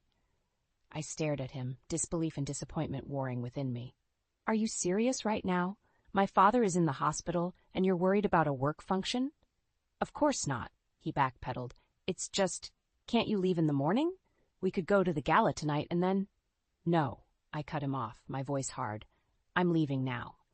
You can stay here with your precious family if that's what's most important to you. As I moved to leave, Claire appeared, blocking the doorway. You're being selfish, Julie. This isn't just about you. Think of what you're doing to this family. Something inside me snapped. Family? I laughed bitterly. You want to talk about family? Let me tell you something about family. Family supports each other. Family doesn't criticize and belittle at every turn. family doesn't force their way into someone's home and then try to push them out. I turned to Mark, my eyes blazing. And family certainly doesn't stand by silently while their spouse is treated like dirt. Julie, please, Mark started, but I held up a hand. No, I'm done. I'm going to be with my real family, the people who actually care about me. I pushed past Claire, ignoring her indignant sputtering. As I reached the front door, Linda emerged from the kitchen, a smug smile on her face. Running away, Julie? I always knew you couldn't handle the pressure of being part of our family. I paused, my hand on the doorknob. In that moment, looking at their smug, self-righteous faces, something crystallized within me. This wasn't just about visiting my father. This was about reclaiming my life, my dignity. You're right, Linda, I said, my voice steady. I can't handle being part of this family, because this isn't a family. It's a toxic, manipulative mess, and I'm done with all of it. I walked out, slamming the door behind me. As I drove away, my hands shaking on the steering wheel, I felt a strange mix of fear and exhilaration. I didn't know what the future held, but I knew one thing for certain. I couldn't go back to the way things were. As the miles stretched between me and the house that had become my prison, a plan began to form in my mind. This wasn't just about escaping anymore. It was about taking back control, and if that meant playing their game, if that meant revenge, then so be it. They had no idea what was coming. I returned home after a week at my father's bedside, emotionally drained but resolute. The house was eerily quiet as I stepped inside, bracing myself for the inevitable confrontation. Instead, I found Linda in the living room, practically vibrating with excitement. Julie, you're back just in time for the big news. Before I could respond, she thrust her left hand in my face, a gaudy diamond ring glittering on her finger. I'm engaged. Can you believe it? For a moment, I stood there, stunned. Then, as if on cue, Claire swept into the room, beaming with pride. Isn't it wonderful, Julie? Our Linda finally settling down with such a nice young man. I forced a smile, my mind racing. Congratulations, Linda. That's quite a surprise. Oh, you haven't even met Steve yet, Linda gushed. He's just perfect. We're having an engagement party next week, and you simply must help us plan it.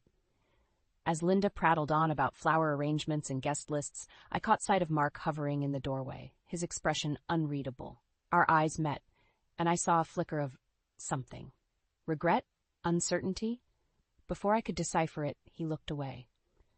Over the next few days, the house was a flurry of activity as preparations for the engagement party took over. I found myself relegated to the sidelines, watching as Claire and Linda took charge, their excitement a stark contrast to the tension that still simmered beneath the surface. It was during one of these planning sessions that I overheard a conversation that made my blood run cold. I can't believe how well this is working out, Linda's voice drifted from the kitchen. Once Steve and I are married, we'll have even more reason to stay here. Julie won't be able to complain about us taking over then. Claire's smug reply made my stomach churn. Exactly, dear. And with you here to help, we can finally show Mark what a real family looks like. He'll forget all about Julie's little tantrums in no time. I stumbled back, my heart pounding. This wasn't just about Linda's engagement. This was a calculated move to push me out completely. As I retreated to my room, my mind whirled with a mix of anger and desperation. I couldn't let them win, couldn't let them destroy everything I'd built, but how could I fight back against a united front of Mark's family? The answer came in the form of a chance encounter. I was at the grocery store, mindlessly pushing my cart down the aisle, when I quite literally ran into a tall, handsome stranger. I'm so sorry, I stammered, bending to pick up the items I'd knocked from his basket. No harm done, he replied with a warm smile. I'm Steve, by the way. I froze, realization dawning. This was Linda's fiancé, the man unwittingly being drawn into our family's toxic web. In that moment, a plan began to form in my mind. It was risky, perhaps even cruel, but I was out of options. If I couldn't make Mark see reason, maybe I could open Steve's eyes to the truth before it was too late. It's nice to meet you. Steve, I said, extending my hand. I'm Julie, Linda's sister-in-law. His eyes lit up with recognition. Oh, I've heard so much about you. Linda says you're helping with the engagement party planning. I nodded, a plan solidifying in my mind. Actually, I was hoping to talk to you about that. There's something you should know before you commit to this family. Steve's brow furrowed with concern. What do you mean? I took a deep breath, steeling myself for what I was about to do. It's a long story, but trust me, it's one you need to hear. Can we grab a coffee? As Steve nodded, agreeing to hear me out, I felt a mix of guilt and determination wash over me. This was it, my chance to expose the truth and maybe, just maybe, save myself and my marriage in the process. But as we walked towards the cafe, a nagging voice in the back of my mind whispered a warning. Was I really prepared for the consequences of what I was about to do? My heart raced as I stood in the corner of the crowded living room watching the engagement party unfold. Linda flitted from guest to guest, her diamond ring catching the light, while Claire beamed with pride. Mark hovered nearby, a forced smile plastered on his face. Steve caught my eye from across the room, and I gave him a slight nod. It was time. I'd spent the past week agonizing over my decision, torn between guilt and determination. But after our coffee shop conversation, where I'd shared some of the milder examples of Claire and Linda's behavior, Steve had been eager to learn more. He couldn't quite believe the sweet, charming women he knew could be so different behind closed doors. That's when I'd made my move. I have proof, I'd told him, my voice barely above a whisper. If you really want to know the truth, come to the engagement party. I'll show you who they really are. Now, as the party reached its peak, I slipped out of the room and made my way to the study. Steve followed a few minutes later, closing the door behind him. Are you sure about this, Julie? He asked, his brow furrowed with concern. I nodded, my mouth dry. You deserve to know what you're getting into. With shaking hands, I pulled out my phone and pressed play on the recording I'd captured just days earlier. Claire's voice filled the room, dripping with disdain. That Julie, she's never been good enough for Mark. Always so selfish, putting her own needs first, and now she's trying to turn Lucy against us. Linda's laughter joined in. Don't worry, Mom. Once Steve and I are married, we'll have even more reason to stay here. We'll show Mark what a real family looks like. Julie won't stand a chance. Steve's face paled as the recording continued, revealing more of Claire and Linda's true nature. Their constant criticism, their manipulative tactics, their plans to push me out of my own home. When it finally ended, Steve slumped into a chair, his head in his hands. I can't believe it, he murmured. They seemed so different. They're very good at putting on a show, I said softly, but this is who they really are. Before Steve could respond, the door burst open. Linda stood there, her face flushed with anger. What's going on here? She demanded. Steve stood up, his expression hardening. We need to talk, Linda. Now. As they left the room, I felt a mixture of relief and dread wash over me. I'd done it. I'd revealed the truth. But at what cost? I made my way back to the party, my heart pounding. The room had gone eerily quiet, all eyes on Linda and Steve as they argued in hushed, heated tones near the fireplace. Claire hovered nearby, her face a mask of concern. Suddenly, Steve's voice rose above the murmur of the crowd. It's over, Linda. I can't marry someone who would treat their own family like this. A collective gasp rippled through the room. Linda's face crumpled, tears streaming down her cheeks. But Steve, I don't understand. Ask your mother, Steve said coldly, turning to leave. Ask her about the things you've said about Julie, about your plans to push her out. I've heard it all. As Steve stormed out, all hell broke loose. Linda collapsed into sobs. Claire rushed to comfort her, and the guests began to whisper and point. And then, in the midst of the chaos, Mark's eyes found mine. The look of betrayal and anger on his face made my blood run cold. What have you done? He hissed, grabbing my arm and pulling me into the hallway. I wrenched away from him, left my own anger flaring. I did what you should have done months ago, I shot back. I stood up for myself, for our family. Mark's face contorted with rage. Our family? You've just destroyed our family. As the sounds of Linda's sobs and Claire's attempts to salvage the situation drifted from the living room, I realized there was no going back. I'd lit the match, and now everything was going up in flames. No, Mark, I said, my voice steady despite the trembling in my hands. You destroyed our family the moment you chose them over us. With that, I turned and walked away, leaving Mark standing in the hallway, surrounded by the wreckage of the life we'd once shared. As I climbed the stairs to pack my bags, I knew that the real battle was just beginning. The weeks following the disastrous engagement party were a blur of heated arguments, tearful conversations, and sleepless nights. But as I stood in our, now my living room, surrounded by packed boxes, I felt a strange sense of calm. "Are you sure about this, Julie?" Sarah asked, cradling Lucy in her arms. I nodded, taking a deep breath. "It's time. I can't live like this anymore." The sound of a key in the lock made us both freeze. Mark walked in, his eyes red-rimmed and tired. He stopped short when he saw the boxes. "So this is it?" he said, his voice barely above a whisper. "This is it," I confirmed, steeling myself for the confrontation I knew was coming. Mark's face crumpled. "Julie, please, we can work this out. I'll ask them to leave. It's too late for that." I cut him off. "You've had months to choose us, to stand up for our family, but you didn't, and I can't keep waiting for you to be the husband and father we need." As if on cue, Claire's voice drifted down from upstairs. "Mark, is that Julie? Tell her Linda needs help with the—" "Not now, Mom!" Mark shouted, his frustration finally boiling over. The silence that followed was deafening. I picked up my suitcase, nodding to Sarah to bring Lucy. "We're leaving now, Mark. My lawyer will be in touch about the divorce proceedings." "Divorce?" Mark's voice cracked. "Julie, no. Please, let's talk about this." For a moment, I hesitated. The look of desperation in his eyes almost made me waver. But then I thought of all the times I'd begged him to stand up for me, all the nights I'd cried myself to sleep feeling alone in my own home. "We're done talking," I said firmly. "It's time for action." As we walked out the door, I heard Claire and Linda's voices, demanding to know what was happening.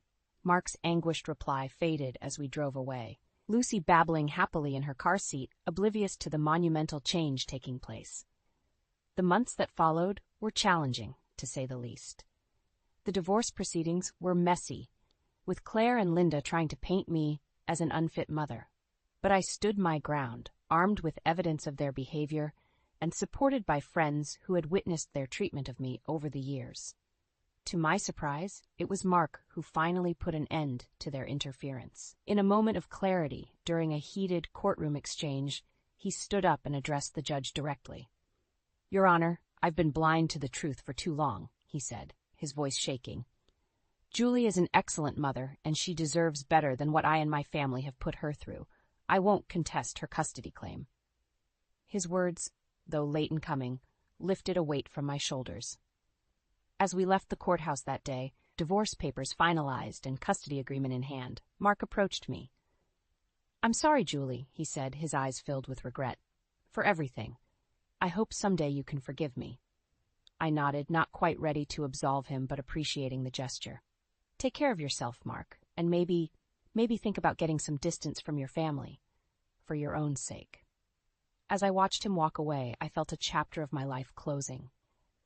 But rather than sadness, I felt a surge of hope for the future.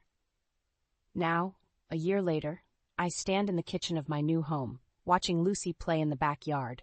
The sound of her laughter fills the air, untainted by criticism or manipulation. I think back to the woman I was, so desperate to keep her family together that she lost herself in the process. That woman is gone, replaced by someone stronger, wiser, and fiercely protective of the life she's built. I hear from Sarah that Mark has finally moved out of his parents' house, seeking therapy to address the years of manipulation. Claire and Linda, I'm told, are struggling to accept the new dynamic. Part of me feels a twinge of satisfaction at their discomfort, but mostly I'm just grateful to have escaped their toxic influence. As I join Lucy in the yard, reveling in the simple joy of playing with my daughter, I realize that this moment of pure, uncomplicated happiness is the revenge I truly wanted all along. Not to hurt them, but to free myself, to build a life filled with love, respect, and peace. And as Lucy runs into my arms, her face beaming with trust and adoration, I know that I've finally won the battle that truly matters. I never thought my life would change because of a text message. But there I was, sitting in my car at a red light, smiling at my phone like an idiot. 2 pink lines on a pregnancy test, the photo I was about to show Travis. After 3 years of trying, we'd finally done it. My name is Sarah, and that moment of pure joy was the last one I'd have for a very long time.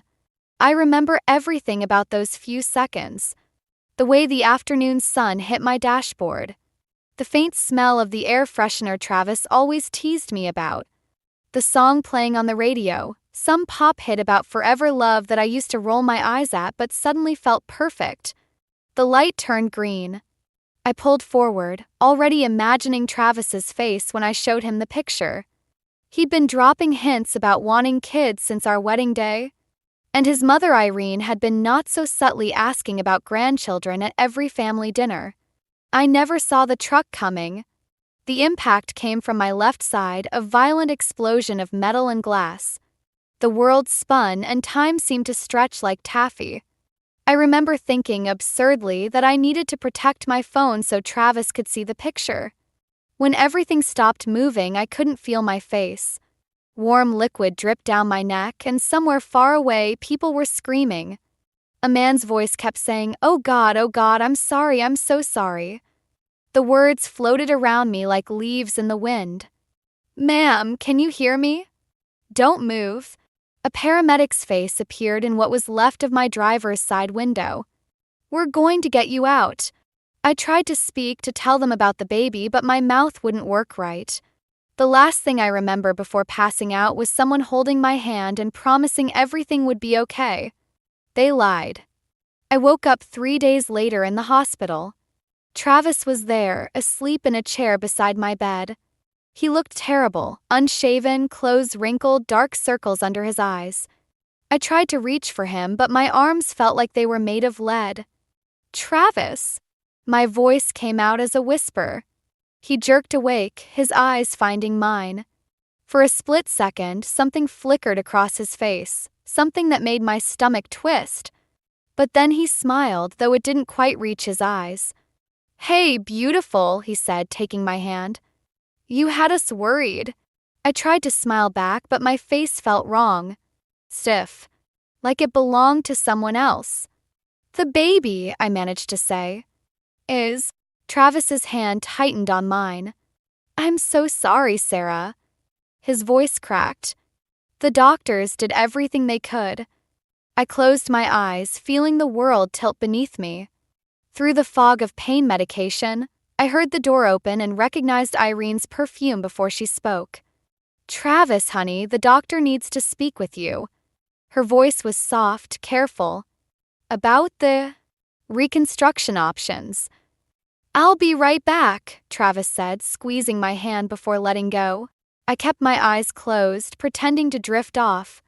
But I heard them in the hallway, their voices carrying through the partially open door. "She's going to need extensive surgery," Travis was saying. Her face. "Mom, I don't know if I can." "Shoo, darling. We'll figure it out. One step at a time." I lay there, tears sliding silently down my ruined face, as my husband and his mother discussed my future like I was a problem to be solved. In that moment, something inside me shifted. Something hard and cold took root where warmth and hope used to live. I didn't know it then, but that was the moment my old life ended. The moment Sarah Blake, loving wife, hopeful mother-to-be, eternal optimist, began to fade away.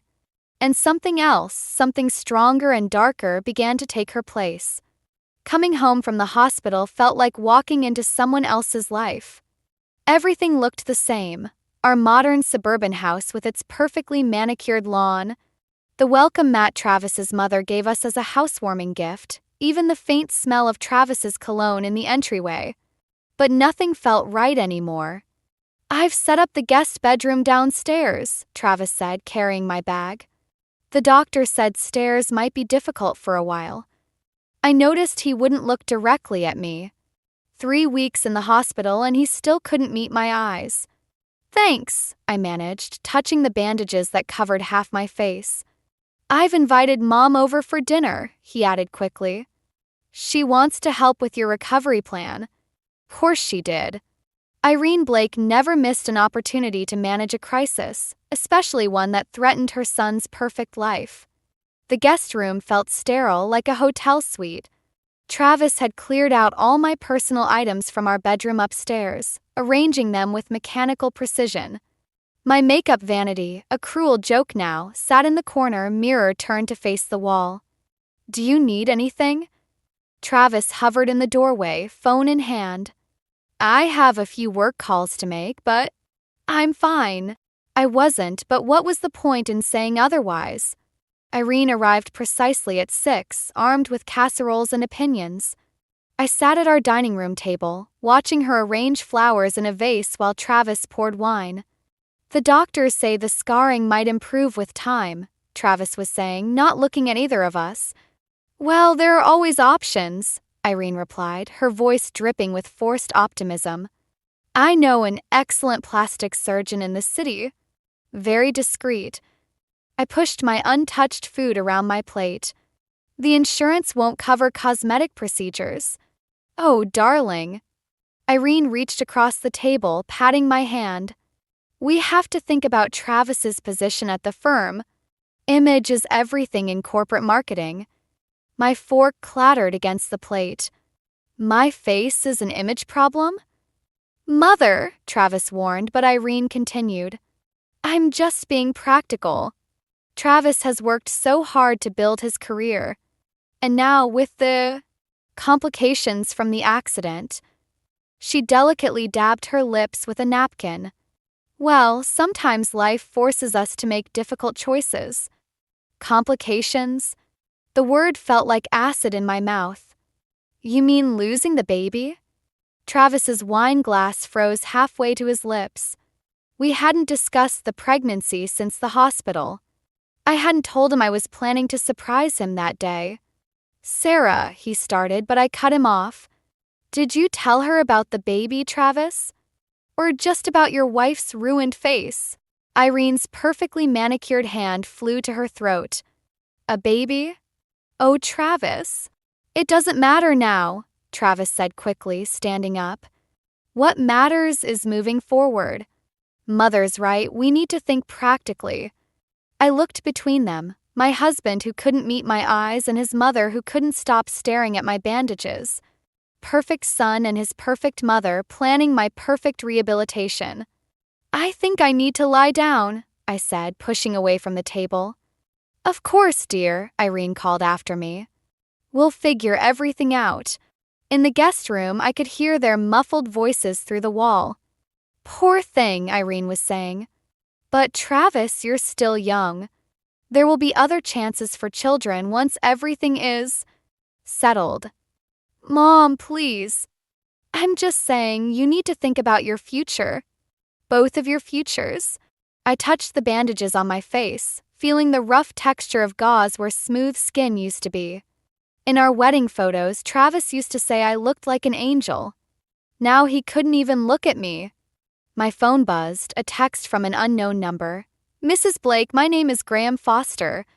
I'm the father of the young man who caused your accident. Please, I need to speak with you. I stared at the message, my fingers hovering over the screen. Through the wall, I could still hear Travis and his mother planning my future without me. Something shifted in my chest, not quite hope, but something closer to purpose. I typed back a single word. When? I found Travis's whiskey bottle hidden behind the cleaning supplies under the kitchen sink. 3 weeks after I'd come home and already half empty. I might not have noticed if I hadn't heard him stumbling around at 3 a.m, talking on his phone in what he thought was a whisper.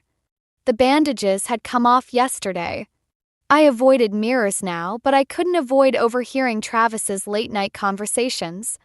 You should have seen the client's face today, he slurred to someone. Like that movie, you know? Two-Face from Batman. A pause followed by drunken laughter. I know. I shouldn't joke. But man, you try living with it. I stood in the darkness of our kitchen, holding his hidden bottle and felt something inside me crack. The next morning, Travis acted like nothing had happened, kissing my cheek, the unscarred side, before leaving for work. Big presentation today, he said, adjusting his tie. Don't wait up. I waited until his car pulled away before going upstairs to our bedroom. I hadn't been up here since coming home, respecting Travis's unspoken wish to keep me out of sight in the guest room. Everything was exactly as I'd left it the morning of the accident, except for one thing. My old art supplies were missing from the closet. I found them in the garage, buried under Christmas decorations. The wooden box still had my name carved into it, a wedding gift from my grandmother. Inside, my brushes lay untouched, along with the expensive oils Travis had bought me when I'd mentioned wanting to take up painting again. "You should focus on more practical things," Irene had said back then. "Travis needs a wife, not an artist." I set up the easel in the guest room, facing the window. The morning light fell across my canvas as I mixed colors, muscle memory taking over. Red for anger, black for grief, yellow for the hope I used to feel. The brush moved almost on its own, creating something both beautiful and terrible. Hours passed. The front door opened and closed. Travis's footsteps paused outside my door. "Sarah? Mother's here for dinner." I didn't answer, adding another streak of red to the canvas. The door opened. "Sarah, what are you?" Travis stopped mid-sentence. "What is that supposed to be?" I stepped back from the painting, a woman's face, split down the middle. One side perfect and pristine, the other distorted and fractured, with a wineglass pressed to smiling lips. "It's you," Irene's voice came from behind him. "Or rather, what you've become." "I call it two-face," I said quietly, watching Travis's face pale. "Funny, right?" "I don't understand," he stammered, but his eyes gave him away. "Don't you? I heard you last night, Travis. And the night before. And the night before that." Irene stepped between us. "Now, Sarah, Travis has been under tremendous stress. If you just try to understand." "Understand what?" I turned to face them fully, watching them flinch. "That my husband makes jokes about my scars? That he hides bottles around the house? That he can't even sleep in the same room as me anymore?" "That's not fair," Travis protested. "I'm trying." "To what?" "Keep up appearances." I gestured to the painting. "Is this appearance better?" "Perhaps," Irene said stiffly. "This emotional outburst is a sign you need professional help." I laughed, and the sound made them both step back. "Professional help? Like that plastic surgeon you keep mentioning? The one who can fix Travis's image problem?" "Sarah, please!" Travis reached for me, but I moved away. "Don't worry," I said, picking up my brush again. "I'm working on fixing everything." They left the room, whispering urgently to each other. I turned back to my canvas, adding the final touch, a text message floating in the background. "Tomorrow at 2. I'll explain everything. Graham Foster." I stepped back, studying my work. In the painting, both sides of the face were smiling, but for very different reasons. Tomorrow, I'd meet the father of the man who destroyed my face. Tomorrow, everything would change. But tonight, I had more painting to do. Cafe Graham Foster chose was exactly what I expected. Quiet, expensive, far from anywhere Travis or Irene might go. I wore a scarf wrapped partially around my face, drawing less attention than the medical mask I'd gotten used to wearing in public. Graham stood when I approached his table, and I immediately recognized the guilt in his eyes. I'd seen it in the mirror often enough lately, that look of someone haunted by what they couldn't change. "Mrs. Blake," he said softly. "Thank you for coming." "Sarah," I corrected, sitting down. "Your son, is he?" "In rehab." Graham's hands tightened around his coffee cup. "Again?" "The accident happened after he left his third facility." I should have seen it coming. A waitress approached, hesitated when she saw my scarf, then plastered on a professional smile. I ordered black coffee, waiting until she left before speaking. "Why did you want to meet?" Graham pulled out a folder, sliding it across the table. "These are brochures from the top reconstructive surgeons in the country. I've already spoken with Dr. Chen in New York.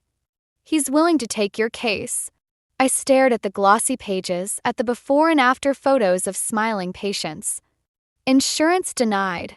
"I'm not offering insurance." Graham's voice cracked. "I'm offering to pay for everything. It's the least I can do after what my son—" "Why?" The word came out sharper than I intended. "Because I failed him," Graham said simply. "And in failing him, I failed you too. The money can't fix everything, but it can fix this. He gestured vaguely toward my face. I opened the brochure, studying Dr. Chen's credentials. Cost listed made my stomach clench, more than Travis made in a year. Your husband doesn't know you're here, Graham said. It wasn't a question. No. Good. He leaned forward. Because there's something else you should know. The night of the accident, my son wasn't alone in the car. My coffee arrived. I wrapped my hands around the hot cup, waiting. There was a woman with him. Someone's wife. Graham's voice was heavy with meaning. They'd been meeting at the Golden Leaf Hotel every Thursday for months. The Golden Leaf, where Travis had his weekly client meetings. The woman survived, Graham continued. No injuries. She left the scene before the police arrived. My son was too drunk to remember her name, but he remembered where she worked. He slid another paper across the table. Blake Marketing Associates. Coffee turned to acid in my stomach. You're lying. I wish I was. For both our sakes. Graham pulled out his phone, showing me a security camera image. A woman hurrying through a hotel lobby, followed by a familiar figure in a gray suit. Travis. Why are you showing me this? My voice sounded distant, even to myself. Because you deserve to know the whole truth. And because I'm offering you a choice. Graham tapped the brochures. Dr. Chen can do the surgery next month. He can make you look exactly like you did before. Or he can make you look like someone else entirely. Someone Travis and his friend wouldn't recognize. I thought about Travis's late-night phone calls, his cruel jokes, his inability to look at me. I thought about Irene's constant hints about divorce and fresh starts. Why would I want that? Graham's smile was sad but understanding. Because sometimes the best revenge isn't confrontation. It's making them live with their guilt while you become someone new. Someone stronger. I touched my scarf, feeling the rough texture of the scars beneath. When does Dr. Chen need an answer? Take your time. Graham stood, leaving a business card beside the brochures. But remember, this isn't just about fixing what was broken. It's about choosing who you want to become. I sat there long after he left, staring at the security camera photo, at Travis's familiar profile next to an unfamiliar woman. Finally, I pulled out my phone and typed a message to Graham. I choose someone new. His reply came instantly. Welcome to your second chance, Sarah. I walked home slowly, planning what to pack, what to leave behind, and how to disappear without a trace. Sometimes the best revenge isn't about destroying someone else's life. It's about rebuilding your own. New York felt like another world. Dr. Chen's private clinic occupied the top floor of a sleek Manhattan building, all glass and chrome and discretion. I told Travis I was visiting my aunt in Ohio for a few months of emotional healing. He seemed relieved to have an excuse not to look at me. The changes will be significant, Dr. Chen said, reviewing my file, but subtle enough to maintain natural features. The goal isn't to create a new person, but to enhance who you could have been. I studied the digital mock-ups on his tablet. The woman in the after images wasn't me, but she wasn't a stranger either. She was who I might have become in another life, one where Travis's mistress hadn't been in that car. How long until I can? I trailed off, unsure how to finish. Return? Revenge? Begin again? 3 months for full recovery. Dr. Chen's eyes were kind. Graham mentioned you're staying at his apartment during the recovery period? I nodded. Graham's Manhattan pied-a-terre had become my sanctuary, filled with his late wife's art collection. He rarely used it anymore, preferring his house in Connecticut. The first surgery was scheduled for tomorrow. Tonight, I sat in Graham's apartment, watching the city lights flicker like stars.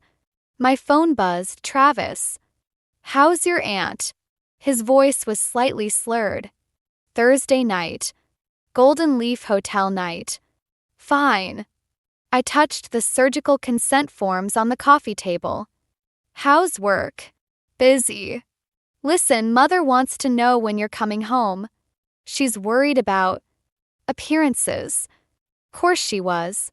I imagined them together at their weekly dinner, discussing how to manage their damaged goods. I need time, I said, the lie coming easily now. To heal. Right. Well, take care of yourself. He hung up before I could respond. My phone buzzed again, a text from Graham. Ready for tomorrow? I started to type yes, but stopped when another message appeared. An unknown number. Are you sure you want to know the truth about that night? My hand shook as I replied. Who is this? Someone who was there. Someone who knows what really happened. Meet me at Riverside Park midnight. I stared at the message, my heart pounding. Could be a trap. Or it could be her, the woman from the hotel. The smart thing would be to ignore it. To proceed with surgery with my carefully laid plans. But something in me needed to know. At 11:45, I took a cab to Riverside Park. The night was cool, the Hudson River a black ribbon under moonlight. A woman sat alone on a bench, her face hidden by a hoodie. Mrs. Blake, she said as I approached. Or should I say, the first Mrs. Blake? She pushed back her hood, revealing a face I recognized from office party photos on Travis's desk. Sarah from accounting. He wasn't supposed to be there that night, she said quietly. At the hotel. He was following me, suspicious. When he saw who I was meeting. His client, I finished, the pieces clicking into place. She laughed bitterly. The client's wife. Travis caught us together. He was drunk, angry. Started making threats about exposing everything. That's when. When what? When he called his friend, the guy who hit your car. Asked him to teach his cheating client's wife a lesson. Follow her car, scare her a little. Sarah's voice cracked. But the guy was high, confused. He followed the wrong car. Yours. The world tilted sideways. Travis. Travis arranged the accident. Not yours. He never meant. She stood up, backing away. I just thought you should know. Before you disappear. I watched her hurry away, my mind spinning. All this time, I'd been planning to become someone new to escape Travis's betrayal. But he wasn't just unfaithful. He was the reason I'd lost everything. My phone buzzed, Graham. Surgery prep starts at 6 a.m. Are you ready? I looked at my reflection in the dark window of a passing car. Tomorrow, I wouldn't just become someone new.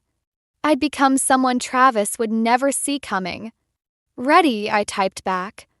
But we need to modify the plan. 3 months after my surgery, I stood outside our house in the rain, unrecognizable. My new face, beautiful but different, felt like armor. The divorce papers in my bag felt like weapons. I'd planned this moment carefully. Thursday evening, when Travis would be home from his client meeting at the Golden Leaf. When Irene would be over for their weekly dinner, planning their perfect future without their damaged goods. He still worked. I heard their voices from the dining room as I entered, Travis and Irene discussing me. The lawyers say if she doesn't respond soon, we can proceed with abandonment charges, Irene was saying. Really, Travis, it's for the best. That accident was a blessing in disguise. I stepped into the doorway, watching them freeze mid-conversation. Hello, Travis. He stared at me blankly, then with growing confusion. I'm sorry, who? I'm Claire Foster, I said, using the name Graham and I had chosen. Graham Foster's niece. I'm here about Seraphina Blake. Travis's wine glass slipped from his hand, shattering on the floor. Irene stood quickly, always ready to manage a crisis. Whatever this is about, we can discuss it privately. Can we? I placed the divorce papers on the table. Like you discussed arranging the accident that scarred your wife's face? Color drained from Travis's face. I don't know what you're talking about. Sarah from accounting does. I pulled out my phone, playing the recording from that night in the park. Travis's voice filled the room. Follow her car. Scare her a little. That's not. I never meant. Travis stumbled over his words. You never meant for it to be me? The words came out calm, controlled. Your pregnant wife instead of your client's cheating spouse? Irene gasped. Pregnant? Oh, he didn't tell you that part? I turned to her. About the grandchild you lost because your perfect son wanted to teach someone a lesson? Sera, Travis whispered, finally seeing past the new face to something familiar in my eyes. I pulled out one more document, a police report naming Travis as an accessory to the accident with Sarah's sworn statement attached. Sign the divorce papers, I said quietly. Or everyone learns what kind of man you really are. Travis lunged for the police report, but I stepped back. His foot caught the spilled wine and he crashed into the china cabinet. Crystal shattered around him as he fell. Travis! Irene rushed to help him up, but he pushed her away, blood trickling from a cut on his hand. You can't prove anything, he snarled, but his eyes were desperate. Can't I? I moved toward the door. Graham Foster's legal team would disagree. They're very interested in making amends for his son's part in this, especially now that they know who really orchestrated it. Wait, Travis called as I reached the door. Please. I'll sign. Just don't tell anyone. Like you didn't tell anyone about our baby? The words tasted like ashes. Like you didn't tell anyone about planning the accident? I loved you, he said weakly. No. I touched my transformed face. You loved what I looked like. There's a difference. I left the papers on the table and walked out into the rain. Behind me, I heard Irene's shocked sobs, Travis's desperate attempts to explain. My phone buzzed, Graham. Is it done? I couldn't answer. The victory felt hollow, like ashes in my mouth. I'd gotten what I wanted, Travis's signature on divorce papers, his perfect life crumbling around him. But standing in the rain, wearing a stranger's face, I realized revenge hadn't filled the emptiness inside me. I walked to my car, past the spot where Travis used to park, where he'd kiss me goodbye each morning. Past the garden where we'd planned to build a nursery. Past all the dreams that had died the night he chose revenge over love. Another text lit up my phone, an unknown number. You're not the only one he hurt. There are others. We should talk. I sat in my car, rain drumming on the roof, staring at the message. I'd thought exposing Travis would be the end. But maybe it was just the beginning. Question was, how much deeper into darkness was I willing to go? The art gallery buzzed with Manhattan's elite, all here to see the mysterious new artist everyone was talking about. My paintings lined the walls, faces twisted in pain and betrayal, beauty emerging from darkness. All signed with my new name, Claire Foster. I adjusted my dress, still uncomfortable in my new skin, when I saw him. Travis, standing before my centerpiece, a woman's face split between light and shadow, a wine glass reflecting flames. Remarkable work, a voice beside me said. I turned to find a man with kind eyes and paint-stained hands. I'm Eli Turner, the gallery owner. Claire, I replied, watching Travis from the corner of my eye. He was reading the painting's title, Thursday Nights at the Golden Leaf. Your pieces speak to transformation, Eli said. Pain becoming power. Very personal. Before I could respond, Travis's voice cut through the crowd. Where did you get your inspiration? He was staring at me now, recognition flickering in his eyes. 3 months since I'd left him with those divorce papers, and he'd lost weight. Perfect suit hung loose on his frame. Life experience, I said, meeting his gaze. Some people wear masks. I paint them. Sera. He whispered my real name like a prayer or a curse. Eli looked between us, sensing the tension. You know each other? No, I said firmly. Not anymore. Travis grabbed my arm. We need to talk. Let go. My voice carried across the gallery, heads turning.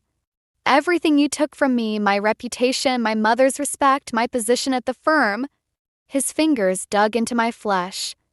Was revenge worth it? Was Thursday night at the Golden Leaf worth it? I pulled free. Was trying to hurt your client's wife worth what happened to me? To our baby. Eli stepped forward, protective, but I held up my hand. You want to know about inspiration, Travis? Look around. Every painting here tells a story about masks and lies. About men who destroy what they claim to love. I never meant to hit my car. No, you meant to hit someone else's. That makes it better. The gallery had gone silent, watching our drama unfold. In the corner, I spotted Graham Foster, who'd helped orchestrate this moment. Beside him stood Sarah from accounting, her face pale but determined. You're not the only one with stories to tell, I continued. Sarah's here. So are 3 other women from the office. All with similar tales about Thursday nights and threats and accidents. Travis's face went ashen. You can't prove. Actually, Graham stepped forward, we can. My son may have been driving drunk that night, but the police are very interested in who put him up to it. And why? You set this up, Travis realized, looking at the crowd of witnesses. The gallery, the paintings, all of it. No, Travis. You set this up. Years ago, when you decided other people's lives were yours to destroy. He lunged for the painting, but Eli was faster, stepping between us. Travis's fist connected with Eli's jaw instead of the canvas. Security appeared instantly, restraining Travis as he shouted about lies and betrayal. As they led him away, Irene emerged from the crowd, her perfect makeup streaked with tears. I never knew, she whispered, about any of it. The women, the accidents, the baby. Would it have mattered? She flinched at my tone, finally seeing herself in my paintings, the enabler, the keeper of masks. I'm sorry, she said, but I was already turning away. Eli touched his bruised jaw, managing a smile. Hell of an opening night. I should explain. You don't owe me explanations. He gestured to the paintings. Your art already tells the truth. The real question is, what story do you want to tell next? I looked around the gallery, at my pain transformed into beauty, at the women Travis had hurt now standing tall, at Graham's proud smile, at Eli's understanding eyes. Something new, I said finally. Something that isn't about masks or revenge. I'd like to hear that story, Eli said softly. For the first time since the accident, I felt truly seen, not for my old face or my new one, but for who I was beneath both masks. So would I replied, ready to begin again. 1 year later, I stood in my studio apartment, surrounded by half-packed boxes and new paintings. These weren't about masks or revenge anymore. They showed healing, growth, moments of unexpected joy caught in color and light.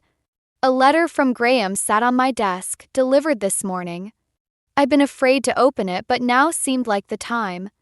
Dear Sarah, or Claire, you'll always be both to me now. My son came home yesterday. 6 months sober. He asked about you, about the accident. I told him everything, about Travis's manipulation, about your transformation, about how your strength helped me find the courage to reconnect with him. He wants to apologize in person, but I told him that's your choice to make. Some scars need time to heal. Others teach us who we really are. Thank you for showing me that redemption isn't about erasing the past. It's about painting a better future. Graham. A knock at the door interrupted my thoughts. Eli stood there, paint-stained hands holding coffee and bagels. Ready for moving day? Almost. I gestured at the chaos. Just reading a letter from Graham. Good news. Different news. I touched my face, no longer the one I was born with, not quite the one Travis had destroyed, but entirely my own. His son wants to meet. Eli set down breakfast, giving me space to process. That's what I loved about him. He understood the power of silence. The gallery called, he said finally. They want to know if you're ready to show your new series. I looked at my latest paintings. No more darkness, no more hidden meanings. Just light breaking through clouds, hands reaching toward each other, faces emerging from shadows into dawn. I think I am.